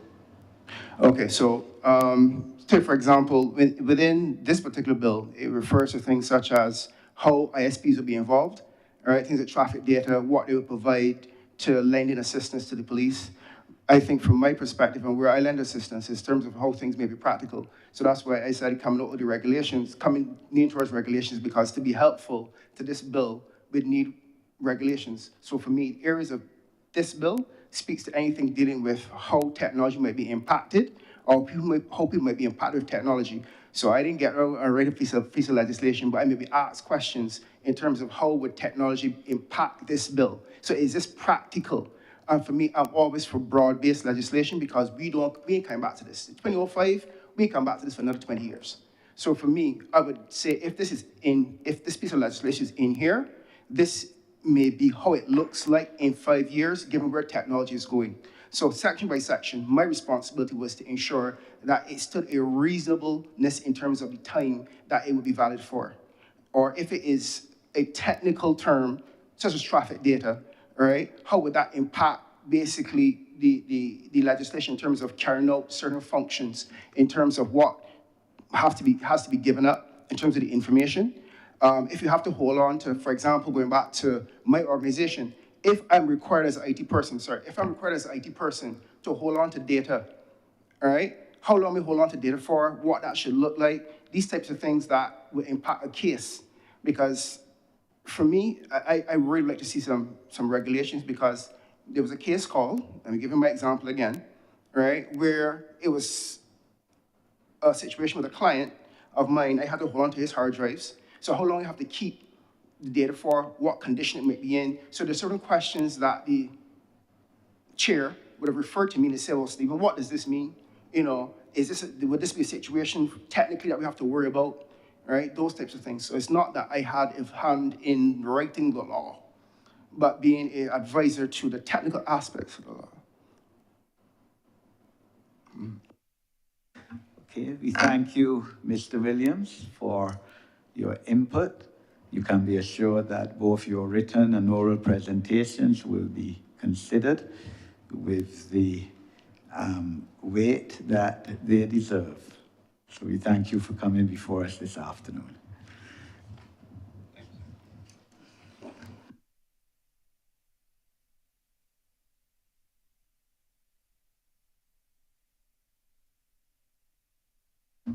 Okay. Before we proceed, committee, to invite Mr. Anthony Green to come forward, I'd like to, I think in the interest of transparency and accountability, I need to respond, and members just pray my indulgence, to some comments made, attributed in the Nation newspaper of April the 25th to a Mr. Caswell Franklin on the legitimacy of this committee. Mr. Franklin, in that article, is quoted as saying that this committee is reflecting on the cybercrime bill, contrary to the standing orders of this parliament. And he queried how Sir David Simmons should know the standing orders of the House, and that the standing orders of Parliament do not allow this monstrosity, he's quoted as saying, that they have called a joint select committee. The article continues to quote Mr. Franklin, who, of course, was a former member of the Senate, as saying that the Joint Select Committee is a creation of Parliament. It has never happened in the Westminster system before, where a bill is passed in the lower house, it goes to the upper house, and the upper house then forms a Joint Select Committee. It is contrary to the rules of the House, because once the House has passed it, the House cannot go back into committee on that bill. The House is not going back into committee on the bill, but a few of its members are sitting with senators on a joint standing committee. The Joint Standing Committee, Joint Select Standing Committee, and I have the standing orders which establish this committee. These standing orders say that the joint standing committees are permanent oversight committees established at the beginning of each new parliament and continue to function until the dissolution of the parliament. Standing committees are permanent committees established by the standing orders of the House. They are mandated by the House to oversee a government department or departments, to review particular areas of government policy, or exercise procedural and administrative responsibilities related to Parliament. Some committees may have both departmental and policy area responsibilities. In addition to the permanent mandates provided to standing committees by the standing orders, other matters may be routinely referred to them by the House for examination, bills, estimates, documents in the House, tabled in pursuant to statute, and specific matters which the House wishes to have studied. A House may refer specific studies to committees by adopting a motion to that effect. The motion, once adopted, becomes an order of reference. Further to the subject matter of the study, the order of reference may also contain conditions that the committee must comply with in carrying out the study, or additional powers which it may require for that purpose. Mr. Franklin is alleging that the bill having passed the lower house and it goes to the upper house where the house forms a committee. The Senate did not form this committee. This committee was formed under these standing orders by both houses of Parliament, formed a joint select committee. In fact, the Parliament of Barbados formed 3 joint select committees. This one on governance and policy matters, a second on economic and productive sector matters, and a third on social sector and the environment matters. The House formed these committees, the lower house, on the 2nd of May, 2023, and the Senate formed them on the 17th of May, 2023.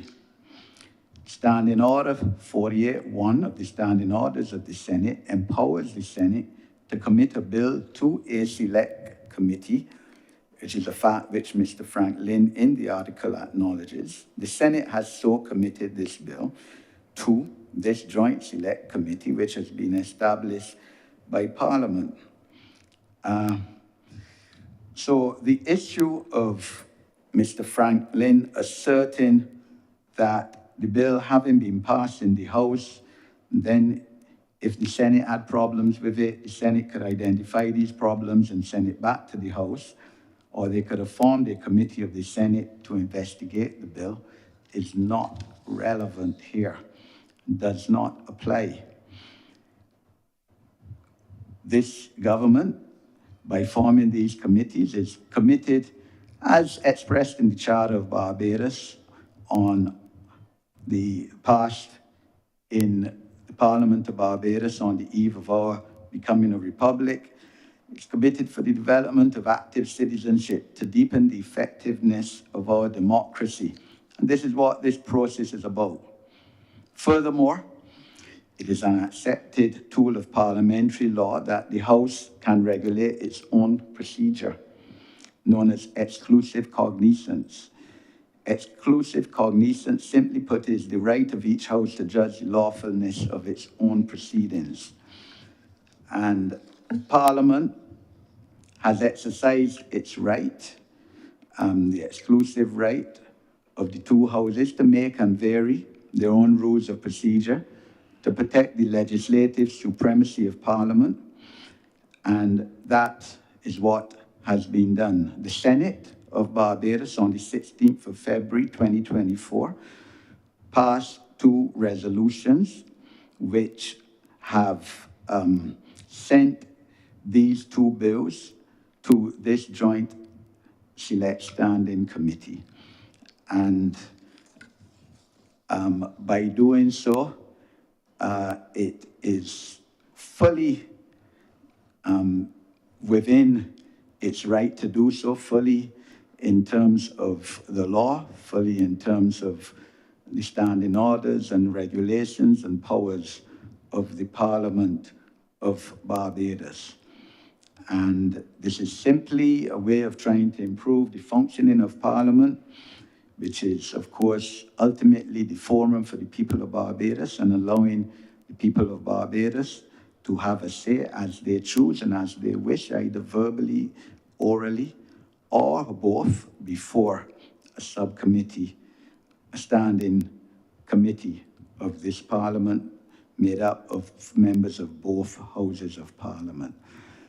And I must say clearly, advice has been taken in forming these committees, these 3 committees, and specifically this committee, by clearly the learned Attorney General, and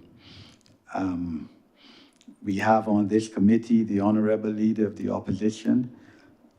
I am chairman of this committee. All persons who have been called to the inner bar, long-standing lawyers, and we take the advice as well of the Clerk of Parliament, who is a very experienced clerk, being clerk of this Parliament for years.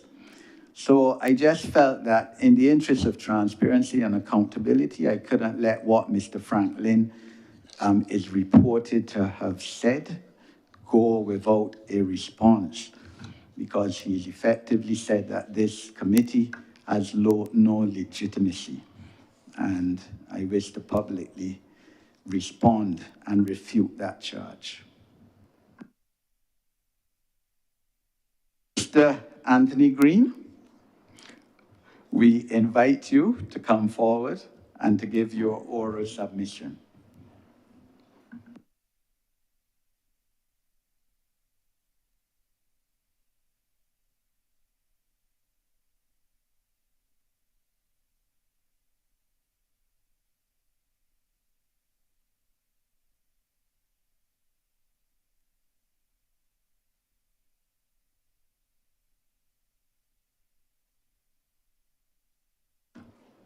Welcome, Mr. Green. You are here this afternoon before us, and we thank you for accepting our invitation to come, because you submitted in writing that you wish to give an oral presentation before this joint parliamentary standing committee on cybercrime bill or the mutual assistance in criminal matters amendment bill. And we're allowing you no more than 10 minutes, sir, to give your oral submission. After your oral submission, committee members will be invited to engage you, either by comment, questions, any clarification we need for whatever you say. And, you'll be invited to so respond to committee members. Okay, thank you very much, Chair, and good afternoon to the members of the committee. I am thankful for the invitation and the opportunity to present. I must say, though, that the timelines are very tight, and that's why I opted for the oral presentation. And just to state that I've not necessarily come to address matters specifically relating to the content of the bill, especially given the limitations in preparation for the presentation, but just to make a presentation in relation to the general spirit of the bill and the perceptions that have arisen out of the debate of the bill. And I want to begin by saying that communication lies at the heart of everything that we do. It serves as the conduit through which ideas are shared, decisions are made, and progress is achieved. And as such, it is imperative that we carefully evaluate our national approach to information sharing, ensuring that the environment we cultivate fosters transparency, inclusivity, collective goal setting, and participation. And with the introduction of the Barbados Cybercrime Bill, we are presented with an opportune moment to reflect on the manner in which we communicate in our country.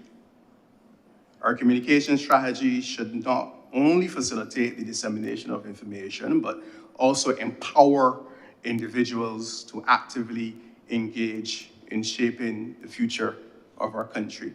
And I know that I only have 10 minutes, so I have a lot to say on that, but I'm gonna skip to the meat of the matter. First, I just wanna say that as we implement the cybercrime bill, I think it is important that we be careful to avoid stifling freedom of the press and freedom of expression, or I should say the perception thereof. And there is a need to strike a delicate balance between protecting individuals from cyber threats and upholding the principles of transparency and accountability in governance. We must guard against the perception that the cybercrime bill is aimed at restricting the flow of information or fostering a culture of secrecy, and instead approach its implementation with a nuanced understanding of the complex interplay between security concerns and democratic principles. And I do agree that with the advancement of technology, we really need to ensure that our laws, our legislation, and so forth are up to task in terms of dealing with what we currently face.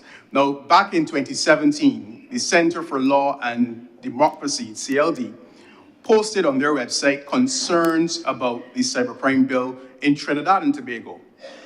And the article stated that when it was first introduced, the cybercrime bill was heavily criticized by media and human rights organizations, including CLD, for vague and overbroad content offenses, which would have prohibited a range of innocuous, normal, or even beneficial online activity. And despite some minor revisions, the current version of the cybercrime bill still suffers from these problems, according to them. Reverend Nichols, senior legal officer of CLD, is quoted as saying that overbroad content offenses are always illegitimate, but are particularly dangerous online, and where many people are still in the process of discovering their voice. The bill, if passed in its current form, could have a substantial chilling effect on online speech in Trinidad and Tobago. That article also states that some minor improvements have been made in the latest draft, the bill in Trinidad and Tobago we're talking about. Notably, the deletion of Section 7, which prohibited the illegal interception of information. Now, interestingly, we also have a similar reference in our bill, the illegal interception of data in Section 8. We know that that section in Section 7 in the cybercrime bill in Trinidad and Tobago was deleted. I again refer to the article which draws up concerns in other sections and says that in each case, the prohibitions are so broad that they include perfectly legitimate online activity. And furthermore, the cybercrime bill creates a presumption of criminality for expressive activities which are undertaken without lawful excuse or justification, shifting the onus on users to demonstrate that their actions are legitimate. This type of reverse onus runs contrary to international freedom of expression standards, which only allow states to prohibit limited and clearly defined conduct. And this problem is compounded by the fact that the term justification is unduly vague. Now, very quickly, sections 8 and 12 are particularly problematical insofar as they essentially make it illegal for journalists to receive leaked information including from whistleblowers. Leaks often serve as an information safety valve, performing vital public functions. For example, by drawing consumer attention to a defect in a product. And even when it is reasonable to sanction those who breach a computer system to obtain information or share information beyond its authorized recipients, journalists should be allowed to receive and report on the information they receive without fear of retaliation. And I will add, so long as the journalists or media personnel are acting in the public's interest. And this is definitely core to the work of media. So then that it is not just in Barbados that concerns have been raised about matters relating to such a bill, but there are legitimate bodies, individuals, and professions that have that have reason to flag real potential conflicts as a part of the national discussion on this bill. I want to quickly move to the fact that the Media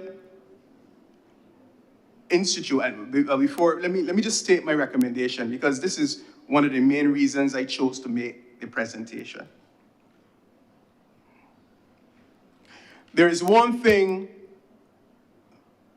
that I think would help us to address the concerns and perceptions against the cybercrime bill. And I now make this recommendation with a view of gathering greater support and buy-in for the cybercrime bill. It appears to me that there is support generally for many of the issues raised in the cybercrime bill. The concerns center mainly on freedom of expression. But truly, we are missing a very important piece of legislation that addresses many of the concerns raised around this cybercrime bill. That important piece of legislation is the Freedom of Information or Access to Information Act. The responsibility is being placed on individuals in relation to how they communicate online, And in some instances, rightly so, but government also ought to shoulder some of this responsibility for how we communicate by creating an environment where access to information that is in the public's interest is fluent, timely, and unhindered. The Media Institute of the Caribbean, MIC, just last week, released a Freedom of Information and Access to Information Legislative Review report, and it specifically looked at the English-speaking Caribbean.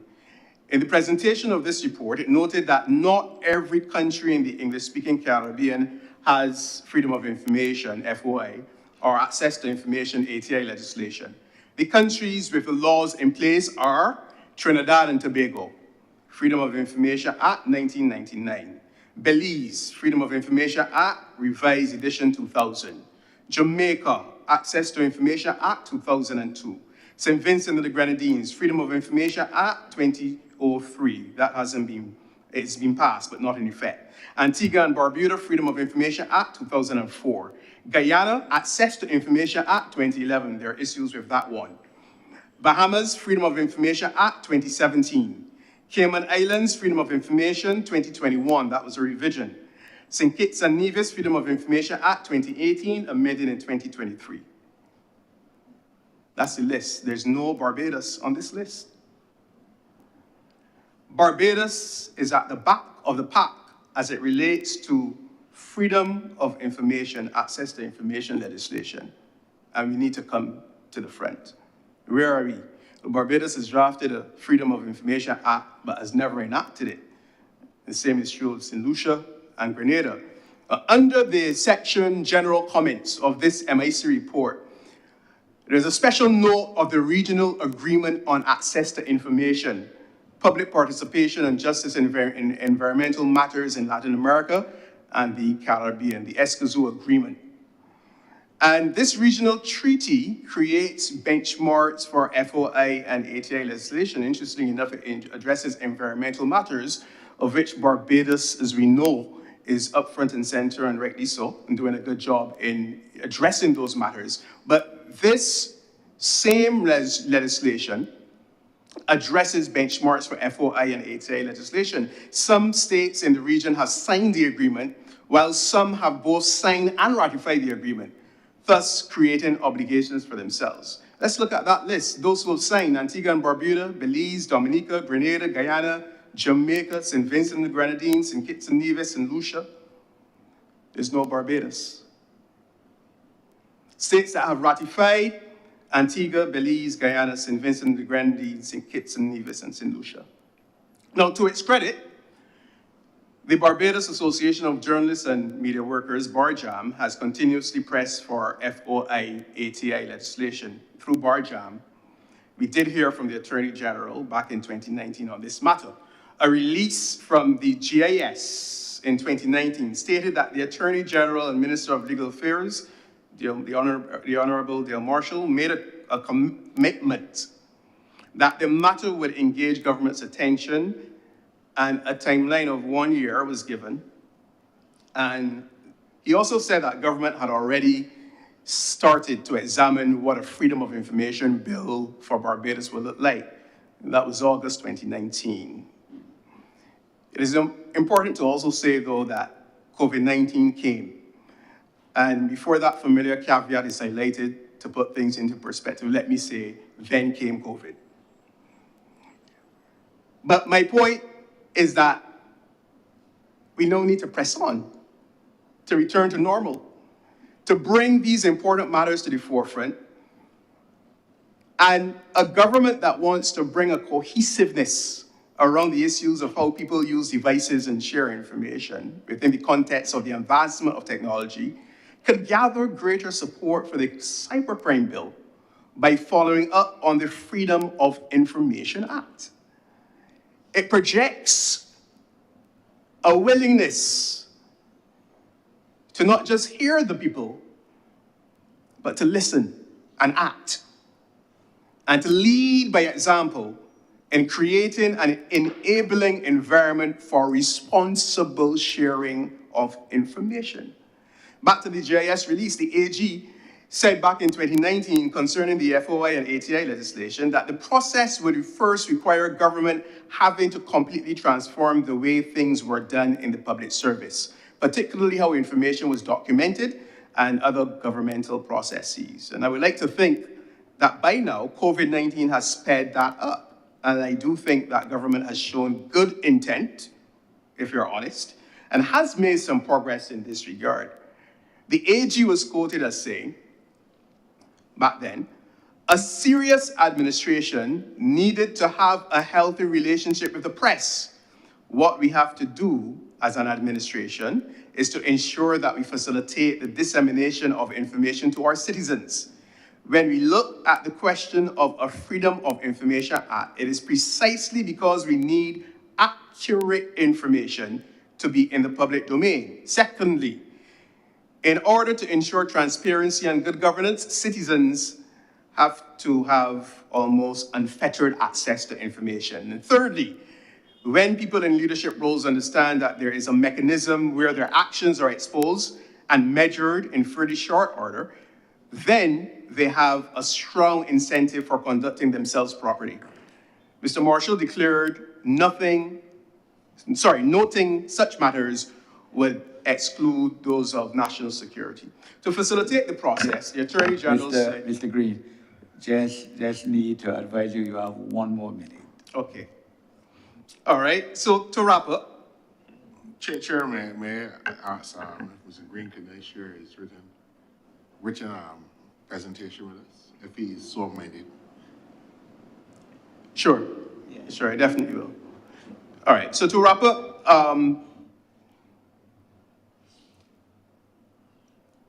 let me say this. In modern times, we need to modernize our laws, yes, and our people are expected to accept this and conduct themselves accordingly. And that is why we are debating the cybercrime bill. Likewise, we need to modernize the processes within government that will facilitate how information in the public interest is captured and disseminated. Both go hand in hand to strengthening the values of responsibility, trust, and transparency while truly turning our backs on perception of secrecy, corruption, and unnecessary control of information. Notice I say perception. Especially in the digital age, my final point is that this is a way for us to work together to fight against the enemy of misinformation and disinformation. The media in particular applies skills of verification and other treatment of information as part of its work. And it is now doing so with the same concerns that we all have about the technology.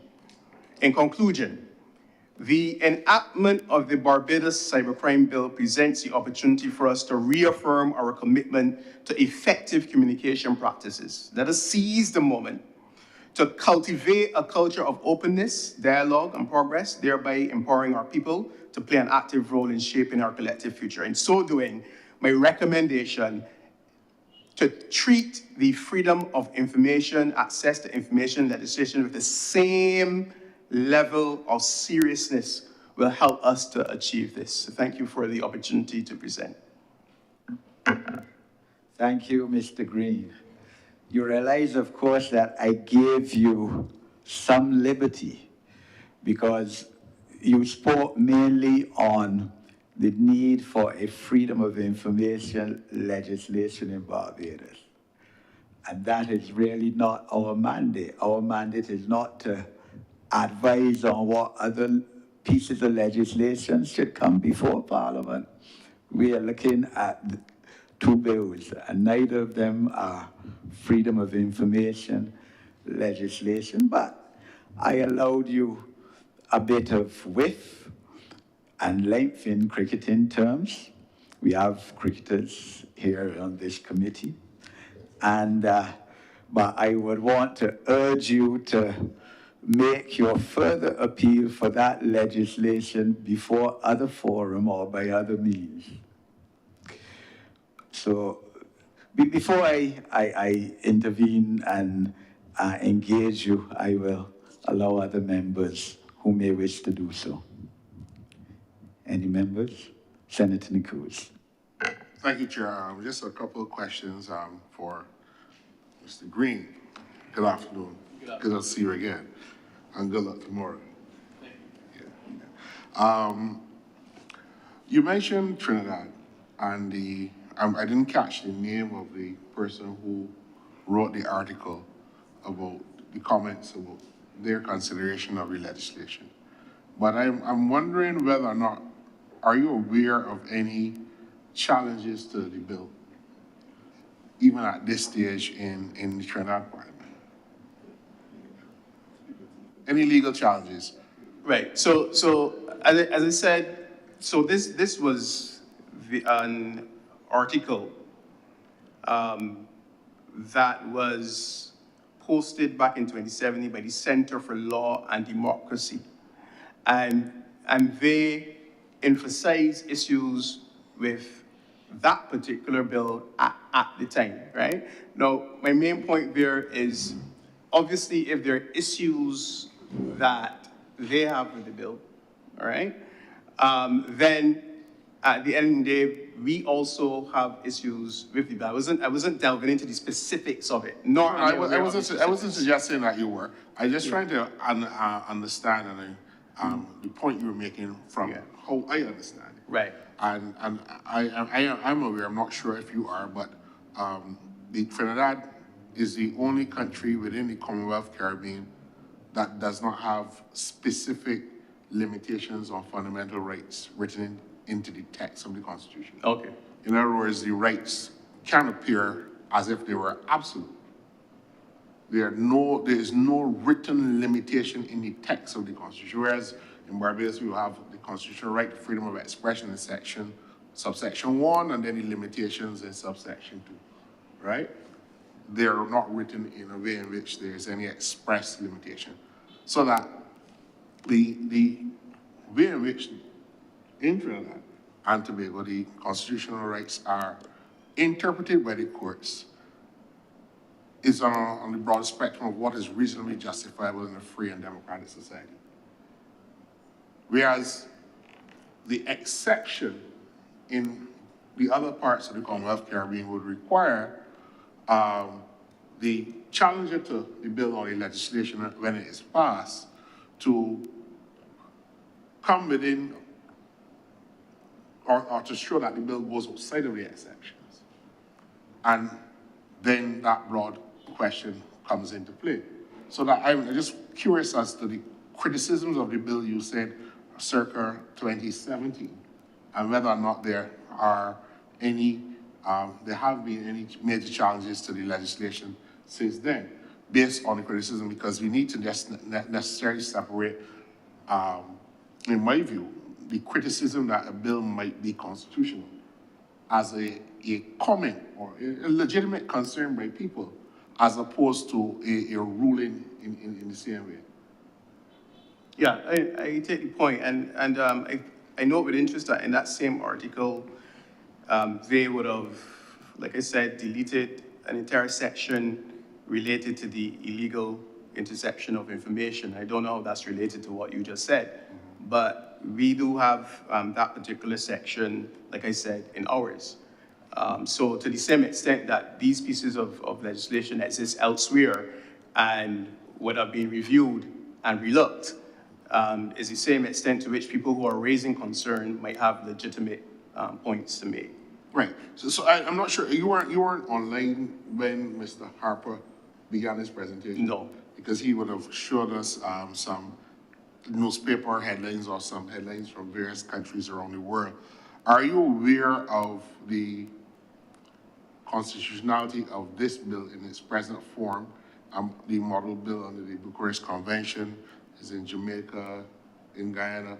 We are not new here, having been successfully challenged for it being unconstitutional, or more specifically, being in breach of one's freedom of expression. Very broadly, but like I said, to be honest. No, are you aware? Yeah, generally. Of a court striking down the legislation? Of the court striking down the legislation? Yeah. So I should ask you, are you aware of any legal challenges formally brought before any courts in the region? Say, for example, Trinidad. No, I'm not. Right. That's it for no, Chair. Thank you, Senator Nichols. And just to make one of my 2 points, interventions with you, Mr. Green, to expand at this time on what Senator Nichols has said. Yes, I mean, we've been hearing a lot on the potential of this bill as presently drafted to infringe on the rights of freedom of speech. And I corrected at the beginning, it's not a constitutional right to freedom of speech, as in the United States of America, where, you know, people could call anyone in public office corrupt, they're crook, they're thief, and that is their constitutional right, is a freedom of expression, and there has to be a difference in that regard, and that freedom of expression in terms of our Constitution, Section 20, as Senator Nichols has said, is not a freedom of expression to say whatever you want, say about anybody you want, say anything about their 50-cent prostitute, the thief, the treasury money, and you don't have proof, you can't prove it. It is curtailed like every other provision in that fundamental rights section by the interests of defense, public safety, public order, public morality, public health, you know, and to not to infringe people's privacy rights and the rights to defame people. So I just wanted to clarify that with you in terms of the Constitution. I hope, sir, that my presentation didn't suggest such, because I didn't make any comment in as it relates to encouraging that kind of freedom of expression, especially as it relates to defamation. I think we in the media know all too well the interest around matters relating to defamation, and we deal with it quite regularly. However, there are times when information is within the public's interest, and that's the key or the crux of the matter in terms of the presentation, that information that is relating to the public's interest, that there is a right for the public to know, a right to information, which is also supported, as we know, in the UN regulation. Article 19 supports I think it is the right to information, a right for people to know. So it is in that regard, in that spirit, that the presentation is made. And I think that we have a situation where the cybercrime bill brings that debate front and center. People are concerned that matters that they want to debate and discuss online, the bill may seem to clamp down on that. Now, what I'm strongly suggesting that we need to have the bill. And I think, for the most part, the bill seeks to ensure that in this present age that we're in, that people conduct themselves online in a way that, you know, we can progress as a society. But as it relates to being able to freely speak and defame people, that's the part there that I think we need to look at. Essentially, then, at the end of the day, I think, and I still am happy to present that, and I understand, Chair, that the committee is not going to look at the Freedom of Information Act, but I wanted to use the opportunity to strongly suggest that that piece of legislation will address the entire spirit of the cybercrime bill and what we're really trying to achieve. Okay, my second engagement with you would be where you express concern that the bill, some provisions of the bill will curtail the media from, expressing itself and giving information, etc. But at least how I read it, that, some of the provisions of this bill relating to illegal access, Section 4, interfering with computer systems, Section 7, illegal interception of data, Section 8, access with intent to commit an offense, Section 10, and disclosure of access codes, Section 11, are in all those cases an expansion now of the provisions, similar provisions under the Computer Misuse Act, which of course has been enforced since 2005, 19 years ago. And I'm therefore, obviously, the proposed provisions of this bill, as presently drafted, increase the penalties in every case of those 5 sections I've cited. But in the almost 2 decades of the Computer Misuse Act, have your concerns about the restrictions and limitations that these provisions, similar provisions in the Computer Misuse Bill as presently drafted, would carry out on media houses such as yours, would you say that they're justified? Have we seen court cases, case law in Barbados, which have been brought against the media under the Computer Misuse Act that justify the fear that you expressed within your oral presentation? I can't say that that's the case. What I'm raising is our general issues that the fraternity of media and journalists have cautioned in relation to these types of matters. I can't say that that's the case, but sometimes these things are tested. And I think because of that, we still need to have it as a part of the conversation and concern.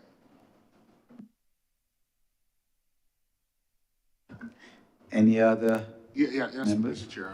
Just to come back at Mr. Green. So Mr. Green, you would agree that it is the role of Parliament to pass the laws which provides for the criminalization of criminal activity.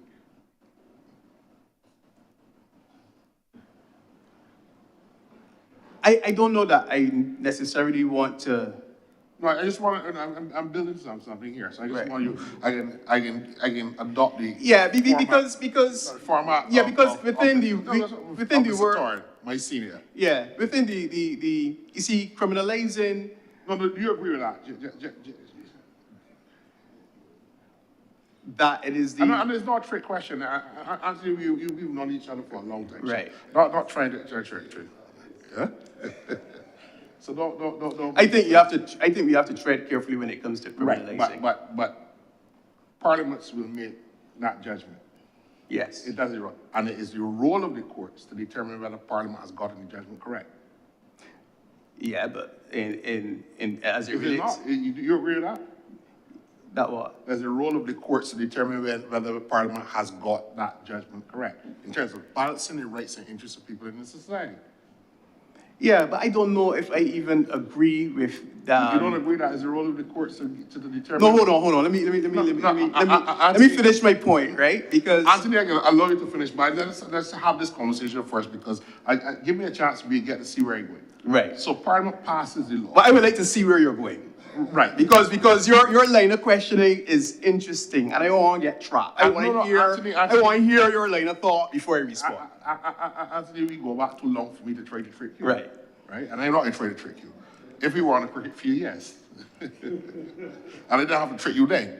You mentioned what, on the cricket field? Now let's talk about our cover drive, you know. That's one.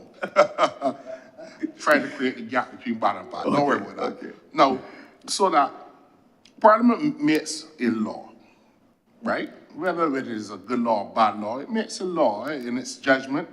It goes through a process and there's a debate and the law is passed. Okay. Citizens may feel aggrieved by the law and they may bring an action, and it is the role of the court to determine whether or not in the balancing of the rights of citizens, rights under the Constitution, and the freedoms that people enjoy, whether that balance has been struck in the right place. You agree with me? I agree. That is principally. And it is also the role of the citizens of the country to agitate and to keep the discussion going as to whether or not both Parliament and the courts have got their respective roles correct. In other words, I mean, the court might determine that this is not a breach of a constitutional right, but that doesn't end the discussion. You agree with me? And all of this is a necessary process, or necessary within the context of a democratic society that we live in. Right? And the media plays a very important role in keeping that discussion going on. Right. This is very just generally going. Yeah. Because some people may get the view that the law comes and it has to be perfect at the first time and it will always be perfect and it will never require adjustment because we can take it and put it on the shelf up on a shining hill and then if it doesn't meet that level of perfection, then it is a problem to be a law. I still think, though, in response to that in this process, there is, and I suppose this is what we're doing, there's room for hearing the concerns of individuals. Definitely. And before we put the law into place, we go back and review if those concerns are legitimate, and we make adjustments where necessary before it is tested, especially when it comes to people having the ability to express themselves. Well, I can safely tell you, well, I don't think within, in the foreseeable future, that we should ever fear in this society that expression can be curtailed by this government or the next or anyone under the present arrangements that we have with the Constitution in place. And I always say to others, you know, with the present composition of the Caribbean Court of Justice, which is really basically said that there are certain basic, fundamental anchors that not even Parliament can change. And we have had only recently, for the first time in the history of our democracy, where the Constitution has been amended and the courts for the first time in Barbados have struck it down as unconstitutional, even although it was passed with a 2/3 majority, even Mr. Thorne voted for it that time. So that there's a deep basic structure of the constitutional fabric of the society. And therefore that no matter what law is passed by Parliament, the guardian of those rights is always the courts. And I just want to be able to separate between the agitation for where that balance should be, whether the balance should be in favor of being able to say and operate in cyberspace and do everything that you want to be able to do without oversight, without regulation, without tilting the scales in a way that there's any regulation of that activity, right? I'm not suggesting that that's a free-for-all, but you appreciate that when we do that, we will have a situation then where the persons who don't have genuine interests, legitimate interests, lawful interests, might also operate within that space and cause hurt and destruction. So the balance has to be drawn because we have the freedom, but the laws are there to ensure public health, public safety, public morality, and the public interests are protected. So Parliament passes the law. The courts decide whether Parliament has got that balance correct. But in the society, and in part, free speech is critical to democracy. It is the basis on which we exercise. That's not going to go away by just the passing of a law. You agree with me?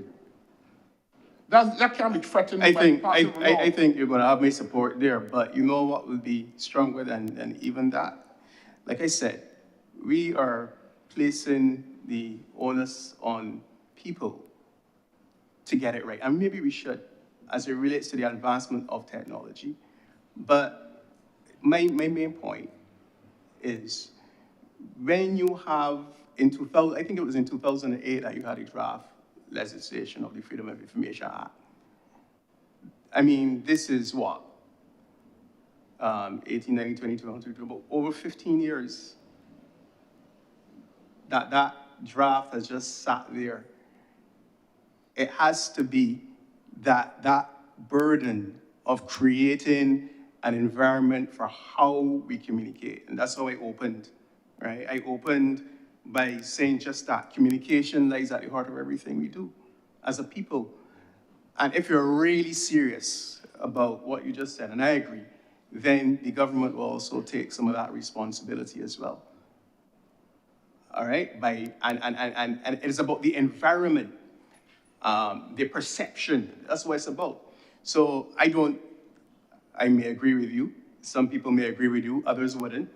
Some people may feel the environment is threatened right now in relation to freedom of speech and expression and so forth. My point is really about the access to information and the freedom of information. Well, Anthony, because of our various professions, right? Because I really just draw a recent example.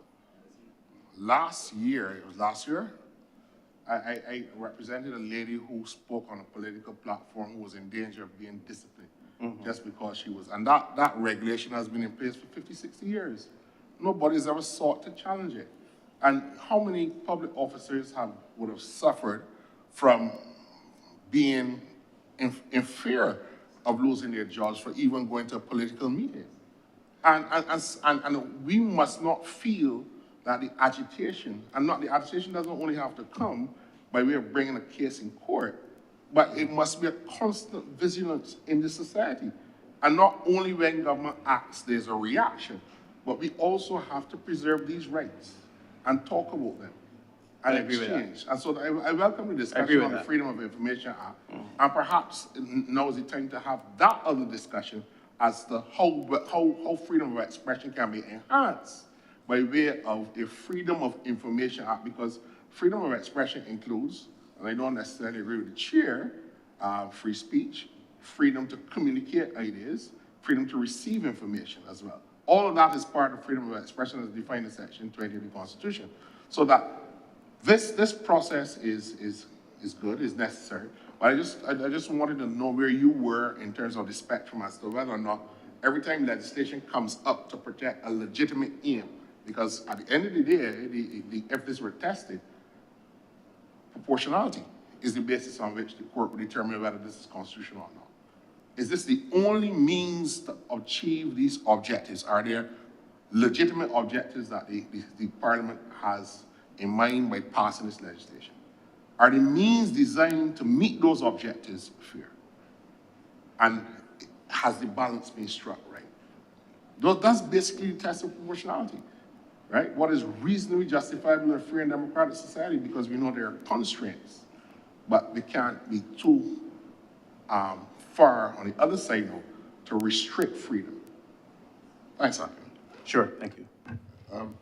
Just a very short intervention. Honorable I'm not going to Opposition quarrel Leader. with you, Mr. Green. I'm not intending to quarrel with you at all. Do I understand you to be articulating reservations about the cybercrime bill? My reservation. No, I'm going to ask it again. It's a yes or no. Do I understand you? My reservation. Hold on. That's a yes or no. In all fairness, I'm going to go to the second question. No, but in all fairness, though, I really did not come, as I said in the beginning, prepared to speak about the content of the actual cybercrime. Yeah, because of the limited time. Right, but do you have reservations about it? But yes. Right. Let's go to the second question then. You have reservations about it. You speak on behalf of your media house, that's Starcom, is it? That's right, Starcom Network. Right. Do you speak on behalf of the entire media, or just Starcom? Well, I see as a media practitioner, and I'm sure that there will be concerns that they will have. Right, because you have spoken to other heads of the other media houses. You don't mind saying that? Where are you going? to the next question. But after you answer this one. No, this is a free environment. No, You don't but have to no, be no, afraid of, don't be afraid of Mr. Nichols, of Senator Nichols. yeah, I realize that. I realize. No. We've had some discussion, You generally. confess that you spoke right. You have spoken to the other heads of the media. I haven't spoken to the head specifically, Not specific. but there is general conversation. Don't worry about the general. Yes. You have had conversations with other heads of other media houses about this cybercrime legislation. You have not. Not if you put it that pointedly, no.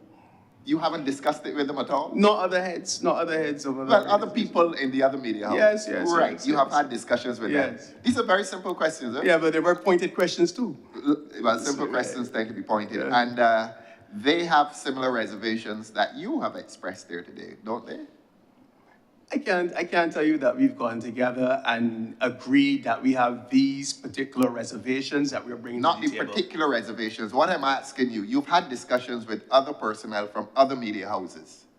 And all I'm asking you is if there is general discontent or general reservation about the content of... I think the media Right. has been more focused more than anything else on facilitating the national discourse. So I can't tell you that we as media houses are necessarily bringing any particular reservation about this type of crime bill. We've been more interested in making sure that we facilitate the discussion and Right. impartially I so. see. So that when you say that you have reservations, it's Mr. Anthony Green, as head of STARCOM, that holds these reservations against the cybercrime bill.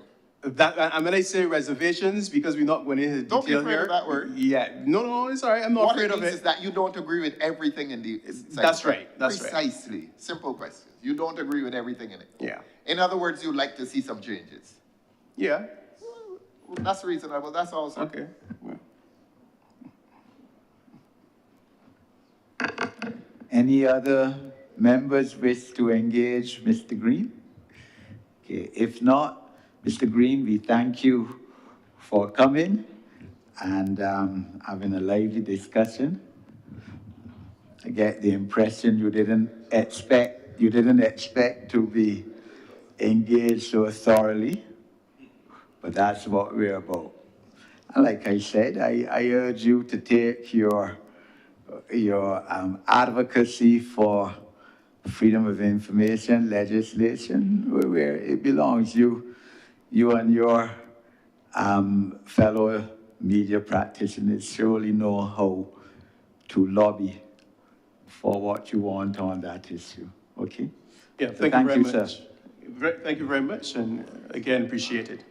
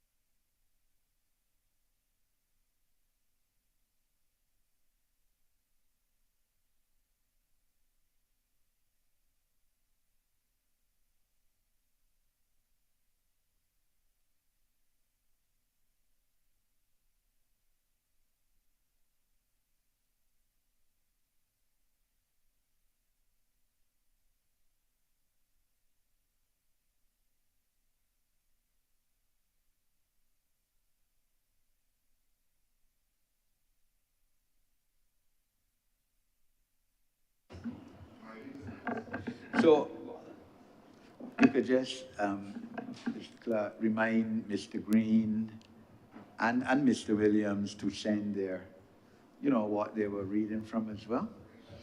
So, Reverend Nichols, we invite you to come to give your oral submission.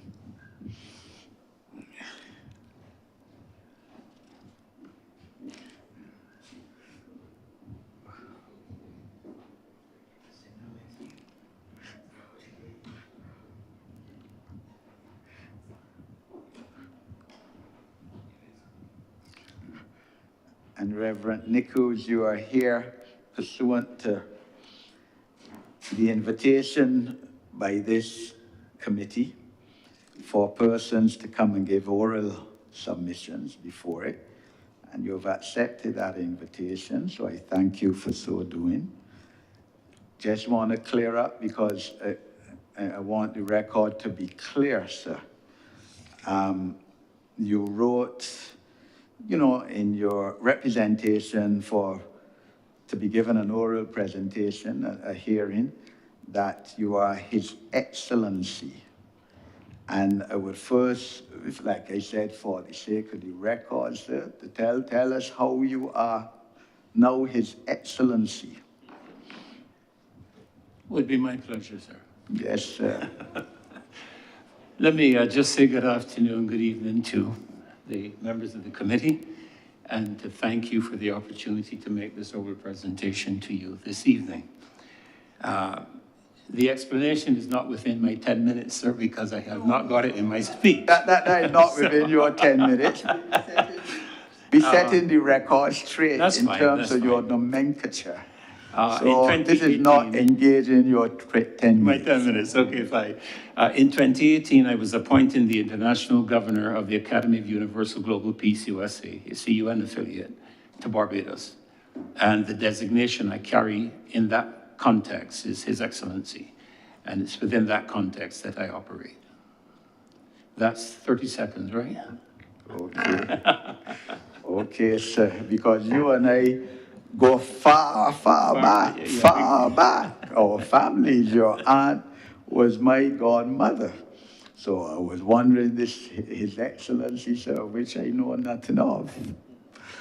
So you have 10 minutes, sir, maximum, to make whatever case you want to make, for, against, neutral, for either of these two bills, and then afterwards, honorable members of this committee will be given the opportunity to engage you on anything you've said. Thank you, Mr. Chairman. Let me begin by saying I'm seated here not as a lawyer or a cybercrime expert by any stretch of the imagination, but I do have concerns that I will attempt to address in a broad way this evening, but a little different, I believe, from what you would have expected, because I think there's some that would anticipate I would present certain specifics. But I want, as one of my colleagues said to me, I want to a large degree stay in my lane. And as such, I want to take the opportunity to commend the government, first of all, for seeking to protect the interests and well-being of the citizens of Barbados through the cybercrime bill. Given the recent spate of online incursions into both the private sector and the public sector, it is noteworthy that efforts are being made to protect the country from invasive forms of cybercrime. I am here today, however, as an ambassador for what is considered by many to be the highest form of government known to mankind, and that has gifted this administration with the opportunity to govern the affairs of the people of this country. As such, I fulfill a role that I view beyond that of either Parliament or Senate, and for that matter, beyond this joint committee. A previous presenter was afforded as much as over 2.5 hours, but as you've just heard, the chairman, he's allocated 10 minutes to me. There are a number of messages since this cybercrime bill has made public in engagement I've received regarding concerns and fears of myriads of people pertaining to this bill. It is seen by some as a threat to their fundamental freedoms and liberties, and the fear of simply freedom of speech and expression being targeted for criminalization. It is seen by some as an invasion of their liberties and freedoms and privacy. And yet others, such as spiritual ministers, see some sections of this bill as a threat to their free declaration of the gospel in a country where religious freedom is hailed. Our national anthem encapsulates the point that the Lord has been the people's guide for past 300 years. And it goes on to tell us that he's on the people's side. And as easily as he has granted this administration the opportunity to care for the affairs of the people of Barbados, he can and he will, if forced to, revoke that privilege. And he doesn't need an election to do so. He will hold every one of you in this committee accountable for the decisions that you make that are capable of affecting the lives of people, whether negatively or positively. You should take this committee meeting as a reprieve from him to get this bill right. The voice of the people, we are often told, is the voice of God, and people are speaking. By the same token, I wish to remind everyone that freedom is not the right to do what you want, but it is the power to do what you ought. This administration has been elected and by extension employed by the people of Barbados to look after the interests of the people locally, regionally, and internationally. It is therefore necessary for the public to be engaged before decisions that can have a lifetime ramifications on the people be made by any administration. Regrettably, this appears to not have been done in this instance, and so we are here today. Permit me to quote from a speech made by the then leader of the opposition, now Prime Minister, in the lead-up to the 2018 general election, and I quote, "Today is about sending a message that the people of Barbados will not allow anybody, neither Labour Party, Barbados Labour Party, Democratic Labour Party, private sector, to intimidate it, not ever again. You have been raised to think for yourself, and you have the right to speak out. And you have the right to speak out without somebody trying to unfair you in this country. So today is equally about reclaiming for Barbadians the right to express themselves in an environment where fear is removed. We do not believe that the charging of a reverend for saying this is the worst government, or threatening businessmen with contracts, or threatening people with jobs, this cannot continue in Barbados of the 21st century. And if ever the time comes that you give us the confidence to lead you, we too must ensure that we never rule a government to unfair or cause fear in this country. This is the solemn promise of the Barbados Labour Party." End of quote. A solemn promise can almost be equated to a spiritual statement. It's as serious a statement as you can possibly make, such as when you stood taking your vows at the altar when you got married. A solemn promise was made. And this administration was elected based on that solemn promise. And there is an applicable biblical verse that cautions, even warns us, not to make vows that we do not intend to keep, for God considers such persons to be fools. I'm sure that no one seated in this honorable chamber wishes to have the highest power we know of consider us to be fools. I could inundate you with a myriad of international documents speaking to the need to proceed with discretion and care as it relates to the implementation of the cybercrime legislation as guided, for example, by the Budapest Convention, or extracts from the United Nations Charter on Human Rights that speak to the protection of the right to freedom of expression, which, for the sake of some present, includes freedom of speech. Or references to the matters of proportionality as expressed under the European Convention of Human Rights, the International Covenant on Civil and Political Rights, and other applicable international human rights instruments. There are more questions than there are answers. Where are the safeguards and conditions also included in the Cybercrime Convention in the Cybercrime Bill before us now in Barbados? Why are sections of the bill seeking to criminalize the Barbadian public rather than ensure the safeguards and conditions identified by the Cybercrime Convention?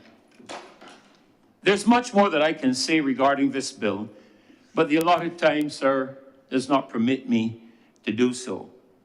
I am, however, confident, especially having listened to my previous, the speaker that preceded me, I'm confident that other presenters will address those areas of concern specifically. But before I conclude, let me be clear. Citizens are not against this bill in its totality, but only against certain sections, such as found between clauses 19 through 23, which either need to be dramatically amended or removed in totality. I dare say that there may be those who might have felt that I should have engaged more of the specific areas of the bill. But my duty as given to me today is to caution you as you make your decisions and the conclusion of these contributions, written or oral. The people are watching you, and they are not afraid. But a higher authority is also watching you, and he will hold you accountable for any action taken to the detriment of the people you represent. Again, thank you for this opportunity, and I pray God's blessings and direction as you deliberate on the contributions that have been made. Whatever you do, know that the time for any theatrics in Barbados is over. This is the Barbados of the 21st century. Thank you. I thank you, Reverend Nichols, and for your imparting God's guidance on the deliberations of this committee and indeed on the deliberations of the government as a whole. I invite members to engage in discussion with Reverend Nichols if so minded. Just ask one question. In your presentation, Reverend, you asked the question, I know you say you would not go into any specifics, but you did ask the question, why are sections of the bill seeking to criminalize sections of the Barbadian public? I think that's a statement or a question that requires greater explanation. I mean, yes, you identify sections 19 to 23, but you really need to speak to us as to why you believe that this bill, I don't necessarily support that view, this bill is seeking to criminalize sections of the Barbadian public, and really would want to speak to that section of the Barbadian public that you're referring to, if you don't mind. Thank you. Well, of course, in the 10 minutes I was allocated, there's a lot more I said as I could say, because I actually brought 2 submissions with me this afternoon. I smiled a little earlier when I heard that a Pentecostal minister was being given 10 minutes to speak. That in itself is a miraculous accomplishment and achievement. Nevertheless, one of the areas deals with the aspect of what could be considered as cyberbullying. And the definition of the word bullying suggests, for example, that the one who is perpetrating the bullying is obviously more powerful. They have a greater, whether it be physical or otherwise, capability. The bill threatens $70,000 fines and up to 7-year incarcerations for cyberbullying, which includes using a computer system to publish, broadcast, or transmit data that is offensive, pornographic, indecent, vulgar, profane, obscene, or, which of course, I think we all agree. I don't think we would disagree with those particular sentiments. Or to cause annoyance, we are looking in section 20. My apologies, section 20. Or to cause annoyance, inconvenience, danger, obstruction, embarrassment, insult, injury, humiliation, intimidation, hatred, anxiety, or causing substantial emotional distress.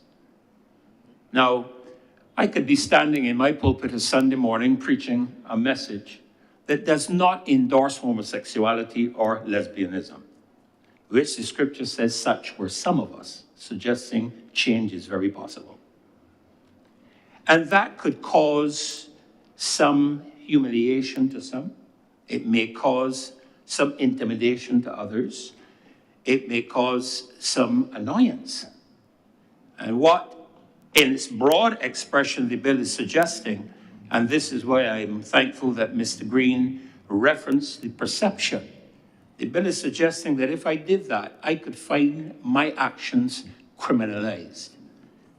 And as far as I'm aware, and I stand to be corrected because I expressed that I am not a lawyer, once that goes on my record, it's on my record. Would I be correct? For those of you who are more knowledgeable. So the expansion of the scope on the meaning of cyberbullying beyond specific definitional terms can lead to challenges in interpretation. A review of what acts are considered to be cyberbullying in various jurisdictions highlights that the Barbados Cybercrime Bill 2024 unnecessarily broadens the scope of acts of cyberbullying.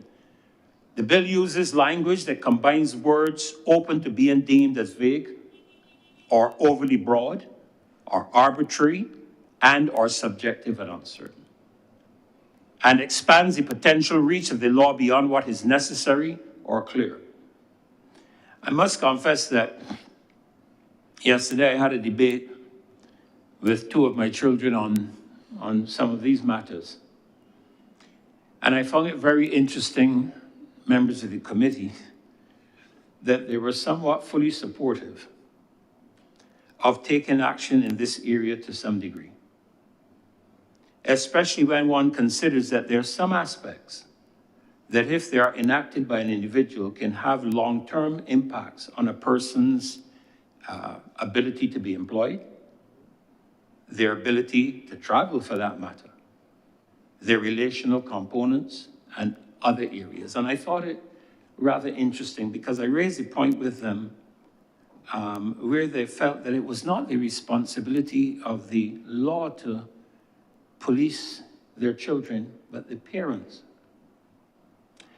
And that if an act, of course, I believe there is a limitation in terms of legal action that can be taken against a minor.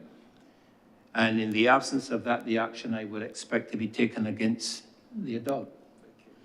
And they felt that that, to some degree, in some instances, was in place because some adults just do not monitor what their children are doing. And so, as you know, I believe it's right that around 33% of the activity on the internet today through social media is done by young people. And a lot of that aspect of cyberbullying occurs on the internet. And in one instance, I remember in the United States actually led to the death of a child. And that is just one specific area. There's some others that we can touch on. Reverend Nichols, I have absolutely no intention of getting into any debate with you on religion. You would say I'm not qualified to do so, just like how you freely admitted you're not qualified in law. But under Section 21 of our Constitution, of course, not Section 21, freedom of conscience 1. Well, you have freedom of assembly under Section 21 and association, freedom of conscience, Section 19, which speaks towards freedom of thought and of religion, etc. And of course, it's your freedom of religious expression to condemn homosexuality in every form, and you ground biblical context in that. Others think otherwise. And I don't know that this bill, as presently drafted, is going to curtail you from what you have been doing, you and some of your fellow colleague Pentecostal associates. I have to ask you, if you were to go, say on the pulpit next week, Sunday, I hate homosexuals. I feel that all of them should be killed. Kill all homosexuals. Do you think that you have the right to say so. Because you have a constitutional right to freedom of conscience and freedom of association and assembly. Because you don't agree with homosexuality, that you can, within the context of cybercrime bill, right now, post on a computer that all homosexuals, practicing and otherwise, closet, open, whatever, should be killed. They have no right to be living in this country. They are an abomination in the eyes of the Lord. You feel you have the right to say so? Mr. Chairman, I believe the Budapest Convention addresses matters of xenophobia. And that is from that perspective. But since you're asking me the personal question, that would be a betrayal of what I believe. When one considers, as I mentioned a moment ago, there's actually a biblical verse that references the fact that such were some of us. But we have been washed, we have been justified, we have been sanctified. So for me to stand in my pulpit and promote hatred of any entity, whether it be persons of gender, race, color, or otherwise, is inconsistent with my faith. I deal with a Lord who came into this world because he loved. However, it can often be seen that when one is objectional to a matter, that they automatically hate. And that is not necessarily the case. We can disagree, but our disagreement does not necessarily mean I don't like you or I hate you. I disagree with your view on freedom of speech and freedom of expression, but my relationship with you will not change. And so I have to be committed primarily because as I sat here, I said to you and to the committee, I sit here as an ambassador for the highest government that we know of. And I am committed to that government. And incidentally, I am not speaking on the behalf of the Pentecostals or the Pentecostal Assembly or any other religious denomination in Barbados. So I would be betraying my faith if I was to make a comment like that. Any other, Senator Mr. Nichols? Chairman, yeah, I would like to congratulate Reverend Nichols for those honorable sentiments just expressed. I wasn't sure, Chair, if your off the wall example does justice to what is really a really substantive matter. I know sometimes that is where the popular discourse goes into the heat of the matter, and we bring extremes. But I would appreciate if Reverend Nichols were to give us some clarity. I know he gave that example, but I am clear in my head that cyberbullying does not prohibit, or the law as intended against cyberbullying does not prohibit any pastor or any person who speaks to matters of conscience in this society, and that were carried live. I tend to do a lot of research, and I have fallen in love with Lord Sumption. Mr. Thorne know him, who was on the United Kingdom Supreme Court recently. Very, very strong advocate for the fact that the entire world wrongly curtailed fundamental rights in the COVID era, and it was an overstretch. And not saying that we did it wrong or anything like that, but I do recall him saying recently in one of the lectures at, I believe at Oxford University, that people should have the right to say things that are objectionable. People should have the right to say things that are abhorrent. And you can't silence somebody just because you find what they're saying objectionable or abhorrent. We have traditionally drawn the line, I'm just paraphrasing from him, that where that abhorrent, objectionable statement is likely to cause danger to life and limb, that is where the law has necessarily drawn the line. But we are to be careful that we are not in a rush to silence all speech just because we do not like the content of that speech.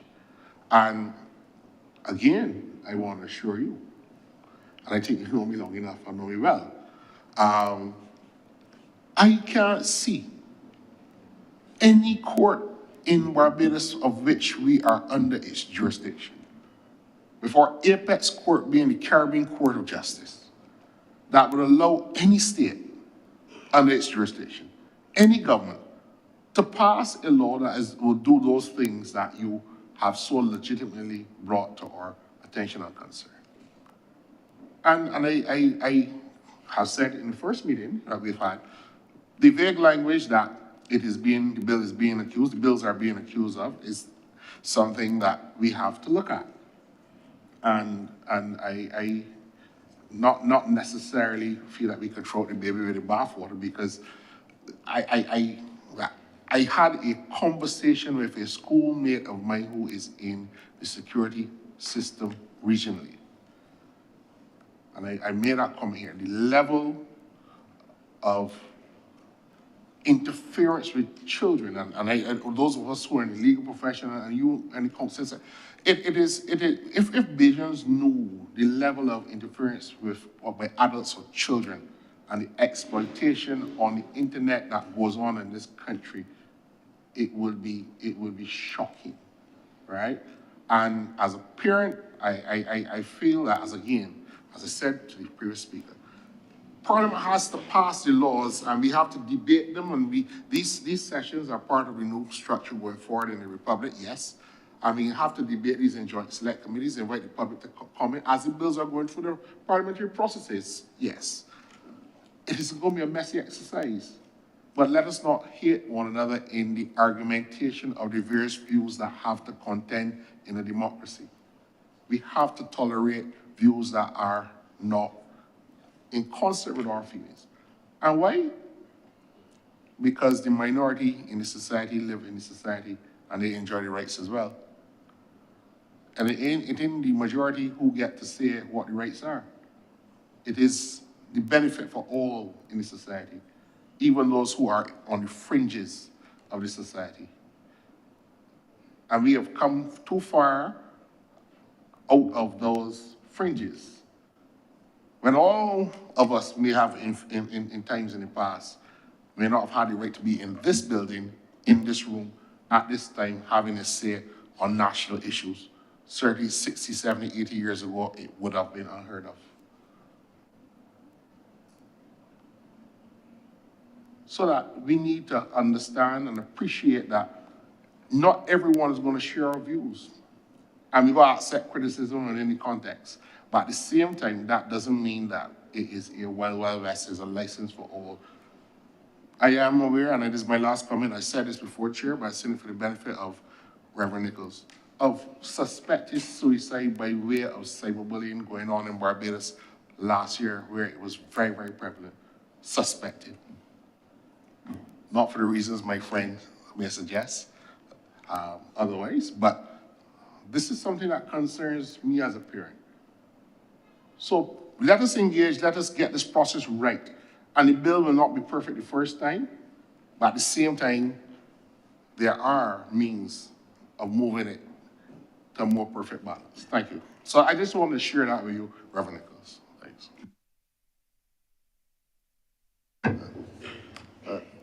Honorable Opposition Leader. Thank you very much, Mr. Chairman.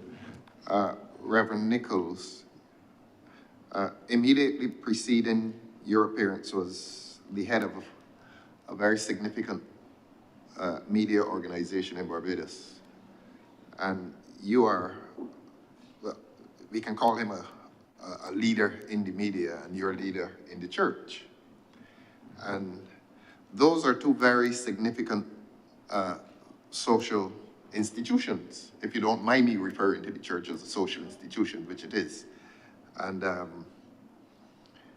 there are reservations coming from both of you. And I would take it that his views and your views are representative of the institutions from which you come. And I wonder if the government and this parliament would wish to ignore the reservations expressed by those two very, very significant social institutions. I'm not going to make a speech, though. I've said elsewhere, and I'll say it here, that not every aspect of legislation can be condemned. Not every aspect can be condemned.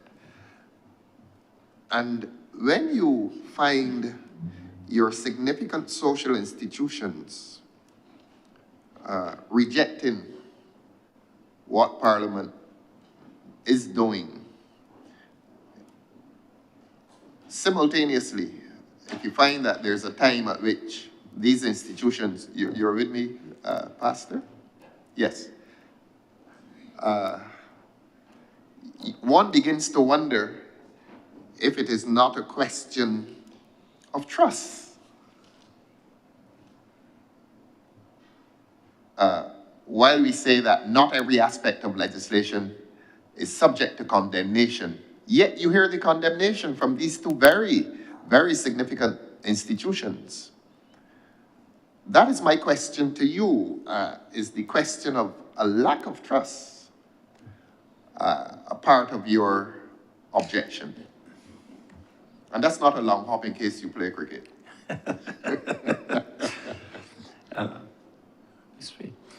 Thank you for the observation, the question. Since this pandemic has begun, that we have just passed through, the matter of trust of governments globally has been an issue for every single citizen. When we began this pandemic, we were told that much of what highly expert, highly reputable professional individuals expressed concerning the pandemic was misinformation and false information. That was equally applied to the treatments that were mandated by governments. Where today, just today, AstraZeneca has admitted finally that their treatment has serious side effects. We were saying that from the beginning. I remember watching an interview with an administrative individual of a particular country, which I will not reference, in which they told the interviewer, we need to control the information that is going out, when the persons who were promoting misinformation and false information were governments and the mainstream media. And I make no apologies when I say that there are certain international agencies, again, which I will respect, that are complicit in that action. The European Union has established a committee specifically to investigate the pandemic and the after effects of the treatments that has proven that every single thing that was said prior to, by the very man that mandated and brought out the treatment itself, was correct. And so as a result of all of that, when you put all of that together for the citizens of a country, governments, period, have lost the trust of their citizens. That is not in doubt. If you go to Spain, if you go to Italy, if you go to the United Kingdom, if you go to the United States, if you go to Australia, if you go to New Zealand, if you come to Barbados, you find that trust is at a very low level. Now, from a ministerial standpoint, trust is an extremely difficult thing to repair once violated. And it takes time. And it takes admission of failure in order to begin that process. The previous contributor mentioned the matter of communication. Many years ago, I was sitting in a marriage seminar in which the minister spoke of the fact that communication was the roof of the marriage. And in truth and in fact, in any relationship, communication is key. And when communication is found not to be true, you have a major crisis on your hand at every relational level. And that is the problem we have had over the last 3 to 4 years. It is known beyond all shadow of a doubt. The Prime Minister of Canada is currently facing serious legal ramifications as a result of his autocratic mandates in Canada. It is there for the whole world to see. And so as a result of that, it has had that, I don't know if you can call it trickle-down effect, where people simply now don't trust. If you ask me how a government can repair that, it has to start to be transparent. No, I'm not asking. You're not asking me that? No. So you want me to hold on that one? Yeah. I'll make that a part of my campaign. Reverend Nichols, we're here to talk on we cybercrime Sir, bill. please. So I want you, if you, He did ask this me on is the not matter free of fall. trust. No, so if you don't Yes, have sir. anything Yes, else sir. further on the Yes, sir. bills. No, sir, I know, I was just Okay, responding sir. to your committee members' All questions, right. sir. Well, we thank you. We thank you for your Thank you very much. contribution this afternoon Yes, and for accepting our invitation. to come. thank you. All And I right. thank you for granting me the honor and Okay. privilege, sir. Thank you, and thank you, committee. Okay then, sir.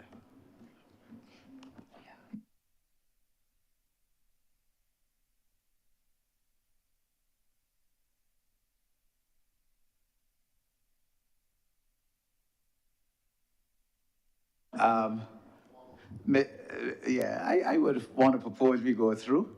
Mr. Stewart has been here from the beginning, waiting patiently. We now invite you to come forward, sir, and give your oral presentation.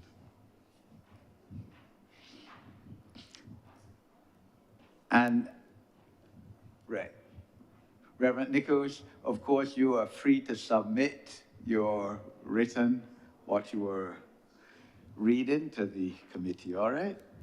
Okay, sir. Mr. Stewart.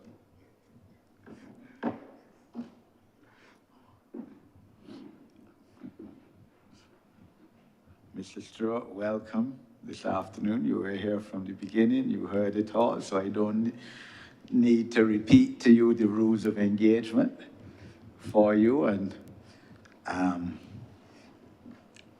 you have your laptop. You're free, of course, whatever you have, in writing, even though it's an oral submission, you're free to present it to the committee. In fact, I would advise you to present it to the committee. I know whether you should submit a written presentation in addition to oral was the subject of debate and some concern. And you did say that you would be willing to submit whatever you say in writing. So I invite you to if you wish, okay? So 10 minutes, sir. Before I start, it's my time, I just wanted to say good evening to you, Mr. Chair. Good evening to the entire committee, the leader of the opposition, and to the members of both houses. Good afternoon to all Barbadians and to those persons who are watching. My name is Kimar Stewart. I was invited as an individual. So I am here to represent myself as in an individual capacity.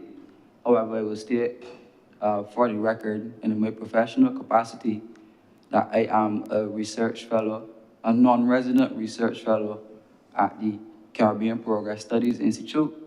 However, the views this evening are mine and not that of the Institute. First observation, and I'm quoting from the bill, specifically Part 3, which deals with investigation and enforcement. I'm going to reference some words that are in the legislation: insult, embarrassment, humiliation, and I'm going to say that it is my perception that those words are very emotive, and with all good intention, you can post something on social media, well-intentioned, but cause the same effect as though you did it unintentionally with the aim of being reckless. So then who's to determine if you're punishable by the court of law? Second, is my concern that this bill empowers the police force of this country with extraordinary powers. And I say that because when you speak about search and seizure, or the section that deals with search and seizure specifically, it says here, And again, I'm reading from the legislation, nothing that I would have prepared or anything. It says, where a judge or a magistrate is satisfied on information on oath given by a police officer, there are reasonable grounds for suspecting that an offense has been, is being, or about to be committed in any place, and that there's evidence that such an offense has been, is being again, or is about to be committed. My criticism there would be, how would the police know that a crime is about to be committed unless the police were indeed actively monitoring the citizens of Barbados? My next question would be, if indeed the police are the ones to oversee or has the authority to execute the offenses in the bill, what resources do we have in terms of a cybercrime unit to be able to man the offenses in the bill? I heard earlier by a presenter that the bill is likely to cause a ripple effect in terms of the numerous amount of persons that could be potentially held liable. So do we have the resources within the police force in terms of staff, qualifications, and otherwise that would equip them to be able to carry out the requirements of the bill? My next observation here would be, why only the police force and not the Barbados Defense Force? Outside of that, you have, in other larger countries, they have security agencies or private security agencies. In this specific legislation, it speaks to an appointed person, and this appointed person could be, what was the word I'm looking for? Empowered or imbued by the Commissioner of Police. So either the police himself or somebody who has knowledge of a computer system or otherwise that they could instruct to assist. So, prime example, we had a situation in Barbados where we had a former Commissioner of Police of Barbados who has specific skills. And it was public knowledge, right? It was public knowledge that a former Commissioner of Police of Barbados was indeed sent on retirement based off recommendations from the Police Service Commission, right? Now, I will not enter into the record the specifics of the charge. However, it relates back to my original question of actively monitoring Barbadians and internet traffic. And that includes all types of traffic, phone logs, pictures. In the bill specifically, it empowers the police to engage persons who have the necessary equipment to do decryption. So on WhatsApp, one of the most important or attractive features of WhatsApp is security, that you're not able to decrypt my messages, and that's one of the benefits of having WhatsApp. Now, if a country is attempting to bypass a big tech firm, because WhatsApp is no small firm, you are attempting to bypass the security features of a large tech firm that's not based in Barbados. You're looking for legal trouble, right? So we speak about that, and it's going international because the next part of my presentation deals with the Mutual Assistance Bill. Now, that bill originated from the 1980 Mutual Assistance Act to deal with criminal matters. And the amendments being discussed here today, they deals with mutual assistance as it relates to computer-related crimes, right? Before, the application of that bill spoke specifically to Commonwealth countries, countries that were signed on to the United Nations War on Drugs and Crime. And as of late, the new amendment says, with any other country that has signed on to the Budapest Convention. Right? So what is so special about these additional countries that will be added to the list, where information sharing will be occurring between government to government? And in the bill, there are clauses which speaks to confidentiality of requests between the two countries. Now, the esteemed gentleman on my right and immediate on my left, they're all politically affiliated persons.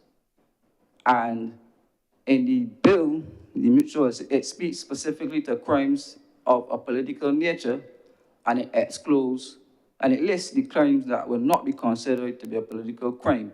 So why not create a section in the cybercrime bill which speaks specifically about criticisms of public officials and what is allowed from what is not allowed, to give the public a sense of confidence that public actors and public officials are not abusing state power to shield themselves from criticism. And they say that in the context that we have a 29-1 in the House. Before it was 30-11 twice. So how are we as a public to perceive a state having a lopsided and imbalance, a serious imbalance of power, and then you're attempting to criminalize free speech in a way where the public, the voting estate now, which is not elected, you want to regulate their speech. But parliamentarians have covered in parliamentary privilege, meaning that any of the gentlemen on my left or on my right could get on the floor of Parliament and criticize, insult, embarrass, do whatever. I have parliamentary coverage, but I don't. And the one area that I have a freedom of expression, which is social media, then you attempt to regulate it and over-regulate it to the point that you have actually gone past the security measures that the big tech firms, the same persons who made the apps that we use, you want to over-regulate it more than them. Right? So those are my general concerns there. I want to come to the end of my presentation soon because I don't want to go extensively. But the last part deals with the ability of, this is 25 now, section 25, because I think I deal with the encryption information and allowing persons who would decrypt data. But then it says record of seized data to be provided to owner. It says where a computer system or computer data has been removed or rendered inaccessible to the owner, and the police under the bill has the power to render your devices that they confiscate inaccessible to you. Right? It is saying here that the person who has control of the system following a search or seizure under section 23, the person who made the search shall, and at the time of the search as soon as practicable, after the search, make a list of what has been seized or rendered inaccessible with the date and time of seizure, and give a copy of that list to the owner of that data. But then in the next breath, it says that the police, under subsection 3, a police officer or an approved person may refuse to, again, approved person may refuse to give access to or provide copies of that computer data referred to in subsection 2 if he has reasonable grounds for believing that giving access or providing the copies would be prejudice the situation, the investigation, it would prejudice the investigation in connection with what the search and the seizure was about, and 2, another investigation connected to the original investigation in respect of the search and seizure, which means that if you take away my devices in a search and seizure, and I'm cleared, if a police decides to get overly emotional and petty, he could say that he's keeping my devices, and this law allows him to do it without recourse or without stipulation, saying to the police how long you could keep my devices for, the same way you would treat a person or individual who comes into contact with the law. There's a set time that you can keep an individual in a police station without formally charging the person or committing them to be answerable to the magistrate court or whatever court there is. So it should, the same should be with this. It says here that if they believe any other criminal proceedings, Mr. Stewart, yes, please. one more minute. Yes, it says here that if they believe any other criminal proceedings or that may be brought in relation to any investigation. So my question is, if you believe that the first charge was not, you were not successful, and you go back to the drawing board and you believe you want to build another case against me, you continue to keep my devices and pass laws to preserve my data that I can't even swipe or clean my own property that I bought with my own money that had nothing to do with the state, but it was a private purchase, and the state of a country should not be depriving the citizens of the private property in that other phone. And if the government wants to engage apps and traffic data and web data, the best thing to do would be to engage the big tech firms like WhatsApp, Facebook, Telegram, whatever, as opposed to us overreach as it relates to empowering the police with extraordinary powers for a job that we don't know if they have the requisite knowledge, skills, or experience to handle. Thank you very much. Thank you, Mr. Stewart, and we now invite committee members to, if they wish to engage you.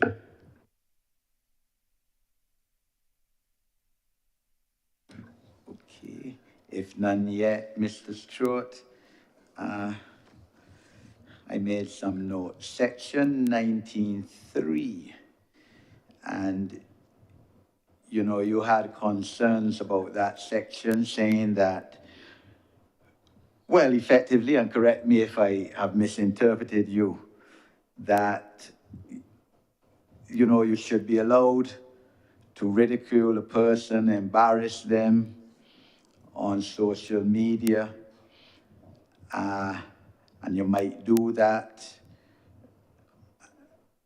you know, with intention or without intention, either way, and find yourself subject to the criminal law. That's, am I interpreting you correctly? No, you are not.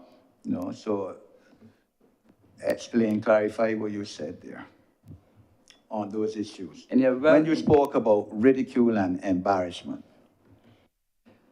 In a well-intentioned post, without malice, you can cause humiliation, embarrassment, or any of the other emotional words that were used with a well-intentioned post. That may be true, right? But it causes the same effect as though you did it with reckless intention.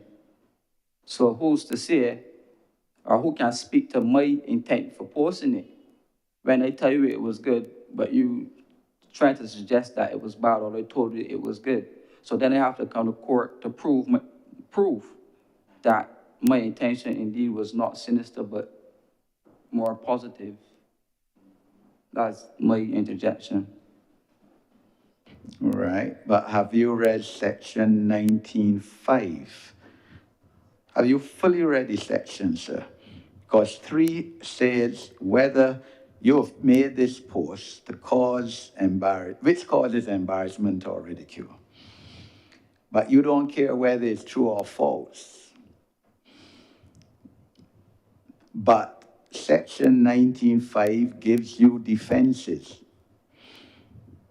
No, I mean, you may.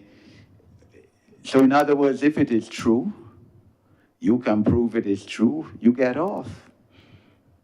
But suppose someone, because they don't like Mr. Kemar Stewart for whatever reason, or Mr. Edmund Hinkson, because I'm not personalizing it, and because of that, to get at you or Edmund Hinkson, they say something bad about your mother or my mother. They're prostitutes. To get at us, you or me. They can't prove that that is true. And to use your words, well, the intention, I mean, they couldn't care less about the intention, whether it's true or false. Are you saying that Kemar Stewart, his mother, Edmund Hinkson, his mother, should have no redress, should not go and make a complaint to the police, but this person X, for whatever reason, political, otherwise, has said that my mother, or in mother's case, I am a prostitute. It is not true. Are you saying they should have no redress? The police should say, man, too bad. A person could say anything they want about you. Maybe just because, what did you say? Because they're a public figure. Because I'm a member of parliament, because you're a public figure of sorts, a former general secretary of the Democratic Labour Party. Person should be free to say anything about you or your mother. And there's absolutely no truth in it, just to embarrass you or ridicule you. Are you saying that that is how the laws of Barbados should operate, sir? And would you be happy in that situation that you, your mother, or in my case, Edmund Hinkson, my mother, has no legal redress whatsoever? And person should be free merrily to go along to say that about your mother, my mother. And obviously, we know the situation is forwarded many times. The whole goes out to the whole world repeating it, repeating this falsehood, time and time again, just to embarrass you because you are a public figure of some sorts, or me because I'm a member of parliament. Your interpretation and your examples, I mean, it will invoke some emotion, a lot of emotion, because you're speaking about a female. That's my queen, my mother, you know? And I'm assuming your mother will be your queen, right? So it will invoke an emotional response at first. However, there's not an emotional place. I started by saying that those words of humiliation, embarrassment were emotional words, right? Secondly, laws of this country under the Defamation Act provides coverage already as it relates to those examples you just gave. So it wouldn't fly, right? So there's no need to overly regulate, because let's be honest, that comment can no way be taken in kind spirit at all, whatsoever. Any comment, right, like that. So as a police officer, right, a police officer fresh out of school, still very young, masculine, aggressive, very interested in proving to his superiors that he can make it up the ranks, you know? He has to sit and determine for himself if this statement that he's looking at, if it merits him making an approach to go convince the magistrate to get a warrant to come and charge you, right? And this police officer is looking at this statement about my mother. He has to consult with his superiors before he does anything. My question there would be, right, because not to drift too far from the point, my answer to you would have been, no, I would not let something like that to happen. However, if a parliamentarian is afforded free speech with parliamentary privilege and coverage, I'm saying that the public should be afforded that same right within measure. However, if you want to regulate the public, you have to regulate yourself.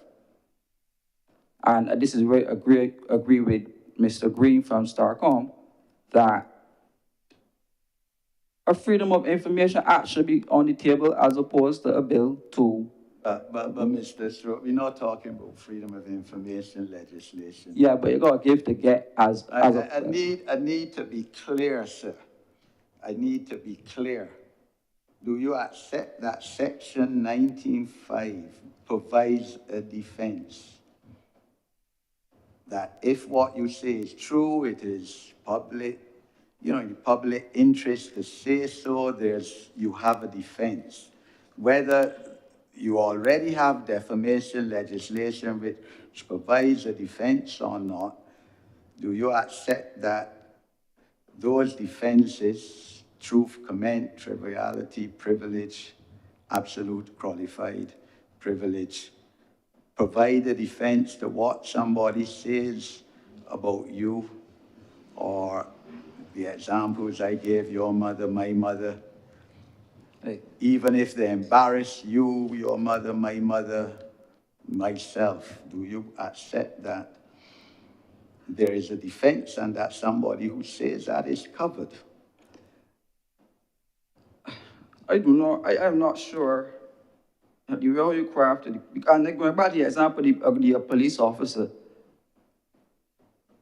that young, masculine, aggressive police officer has to determine, hold on, has to determine first things and foremost if an offense has been committed, right? Based off the legislation, if an offense has been committed, and if indeed that the matter is trivial, as you say, the matter is truth, as you said, and it speaks here provided under the Defamation Act.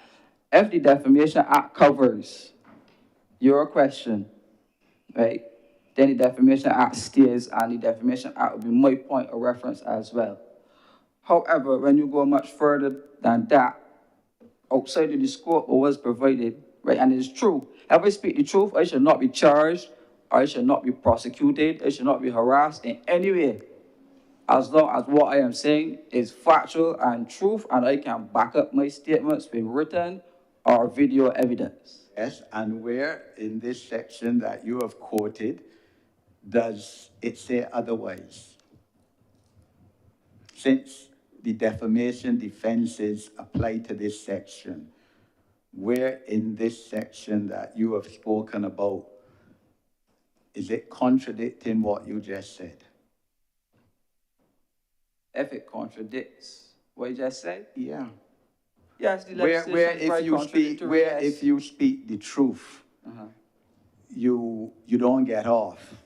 You said it, and you quoted from legislation. If you post this video, believing it to be, whether you know if it's true or not, it is written in legislation.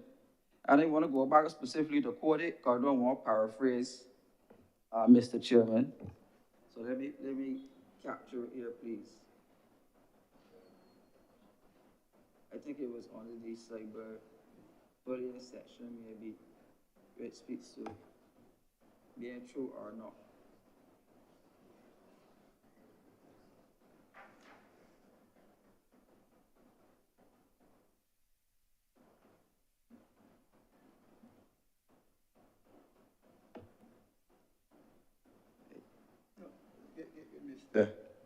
Right, sorry. Yeah, you have it there, if not? I'm trying to find it, but it's right here. Show him cyberbullying section 20.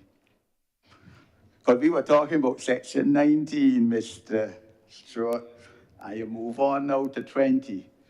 So, like you can see that what I've said, you have no answer to, because you now move on to cyberbullying. So let me hear what you're going to tell me about cyberbullying now. But I have not moved on. The legislation, all of these are offenses. So one offense for me, at the end of the day, is offense, right? So you got to face the same punishment, maybe a little more money, a little less money in some instances, but it's still an offense. But I want to take the specific reference in the legislation where it says, if you post this thing believing it to be true, without knowledge of if it's true, right. It says here at section 19, Part 3, a person who intentionally uses a computer system to disseminate any images or words, not caring whether they are true or false, and causes or is likely to cause or subject a person to ridicule, contempt, or embarrassment, is guilty of an offense and is liable on summary conviction to a fine of $70,000 or to imprisonment for a term of 7 years or both. So if I go by your reference, you're saying to me that only this specific section, which is section 19, right? Only that specific section, if I publish something, whether true or not, I can only be charged under the offenses specifically listed under section 19. Is that what you're saying? But you have come to tell me, sir. What I'm saying is that I see in section 19.5 a defense. I'm not saying you can't be charged. You know, a lot of people are charged and they're found not guilty. But Section 19.5 protects you, doesn't it? So if I speak the truth, right?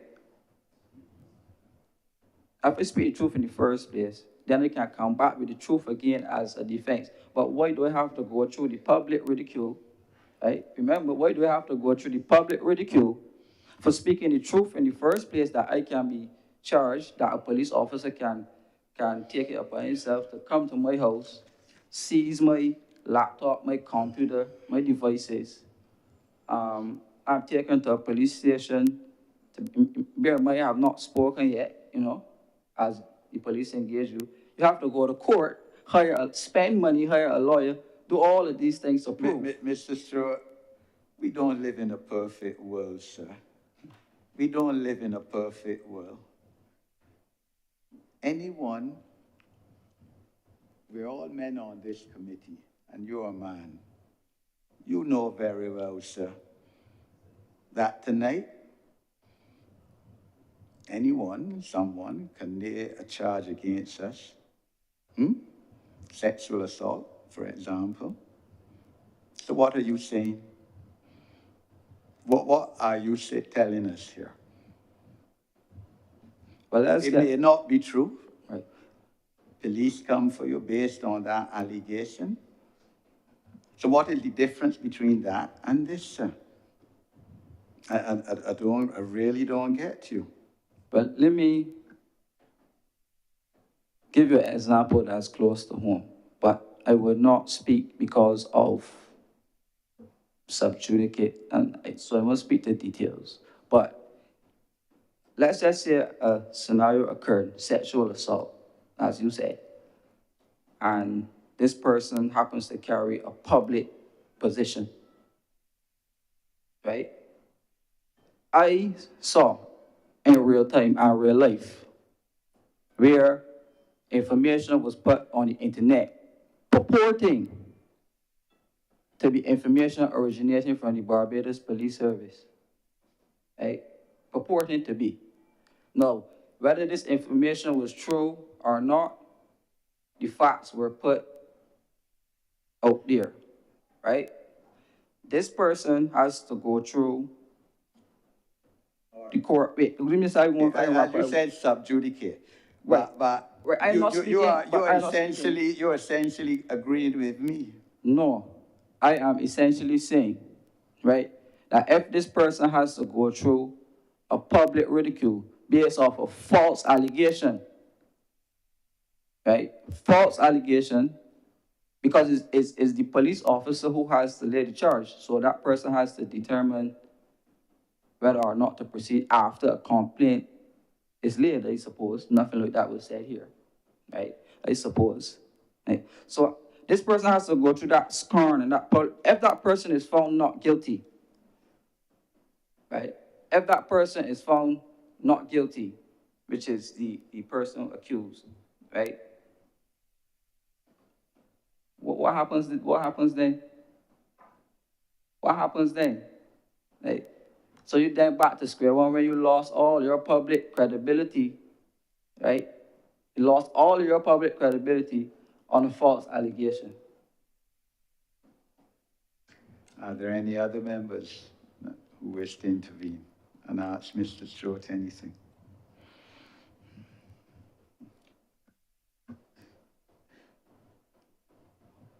Mr. Stewart, you raised one good point.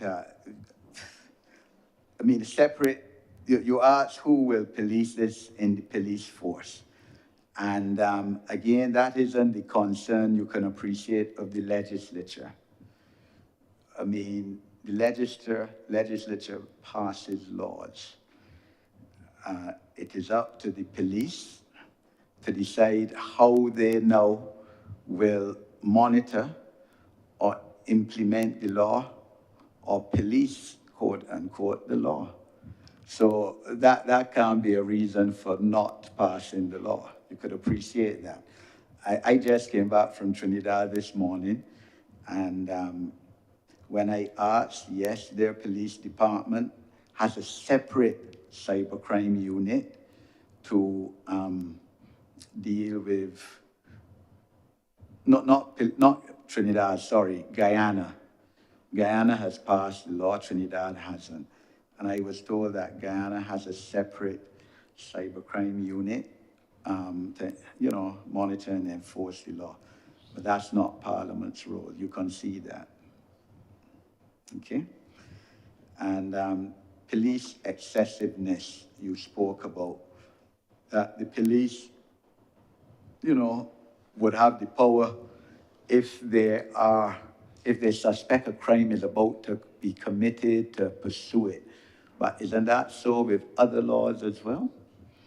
Can't the police, for example, stop a vehicle tonight that they feel, may have persons in it, occupants in it, who they've received information, maybe going to commit a crime, maybe going to be involved in a drug bust or not? What is so different with the legislative provisions of this bill as drafted to existing law? Yeah. Right. Your first comment about policing, my grave concern there, you said it's not reason not to pass the legislation, but my grave concern stems from the fact that our political system, our Westminster system, and in particular the Mutual Assistance Act of 1980, names the Attorney General as the central authority as it relates to mutual assistance in criminal matters, right?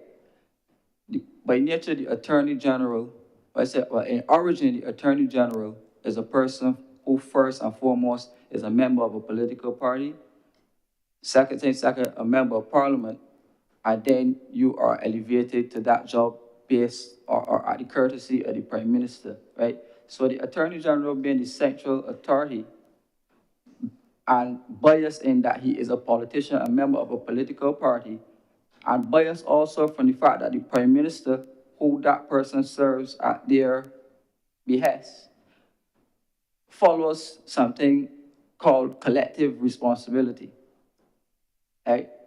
And upon instruction, the police force can become politicized to the point that it can be used to enact witch hunts on people based off the directives coming from the central authority, right? Second, your next comment, the last comment you said, if you remind me quickly.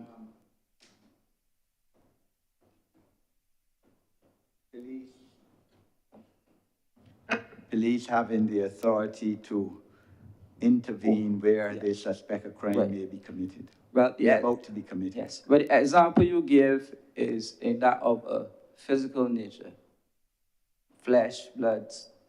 We're talking now cyber. Hence the reason it's called the cyber crime bill, and hence the reason it's called the mutual assistance for criminal offenses as it relates to the computer, right? So how would you know that I am sitting here on my device planning to commit a crime unless you were actively spying or monitoring on my device?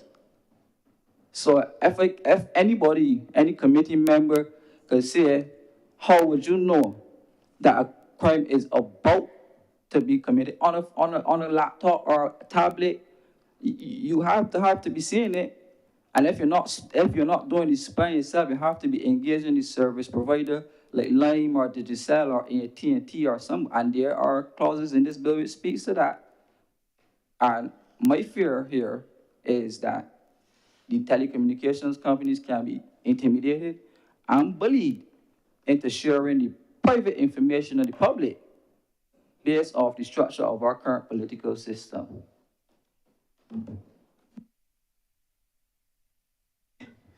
Unless there are any other members who wish to intervene with Mr. Stewart. Mr. Stewart, we thank you for your presentation and, pursuant to your request for oral, we thank you for coming.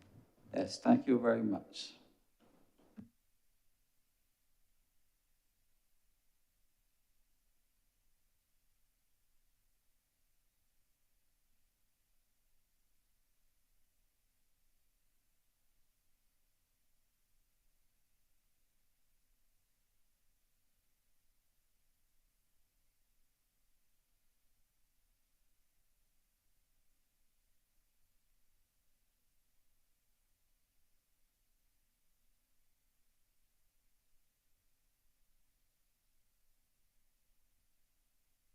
Okay, so this brings us to the end of our public hearings for today. We would invite, the public to leave, and we would just deliberate on a couple matters.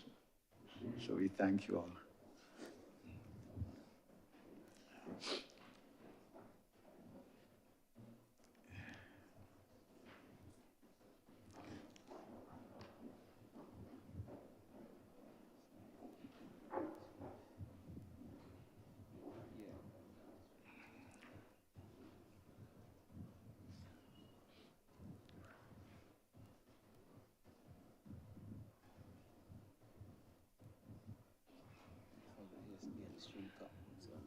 Hmm? Yeah, yeah, of course.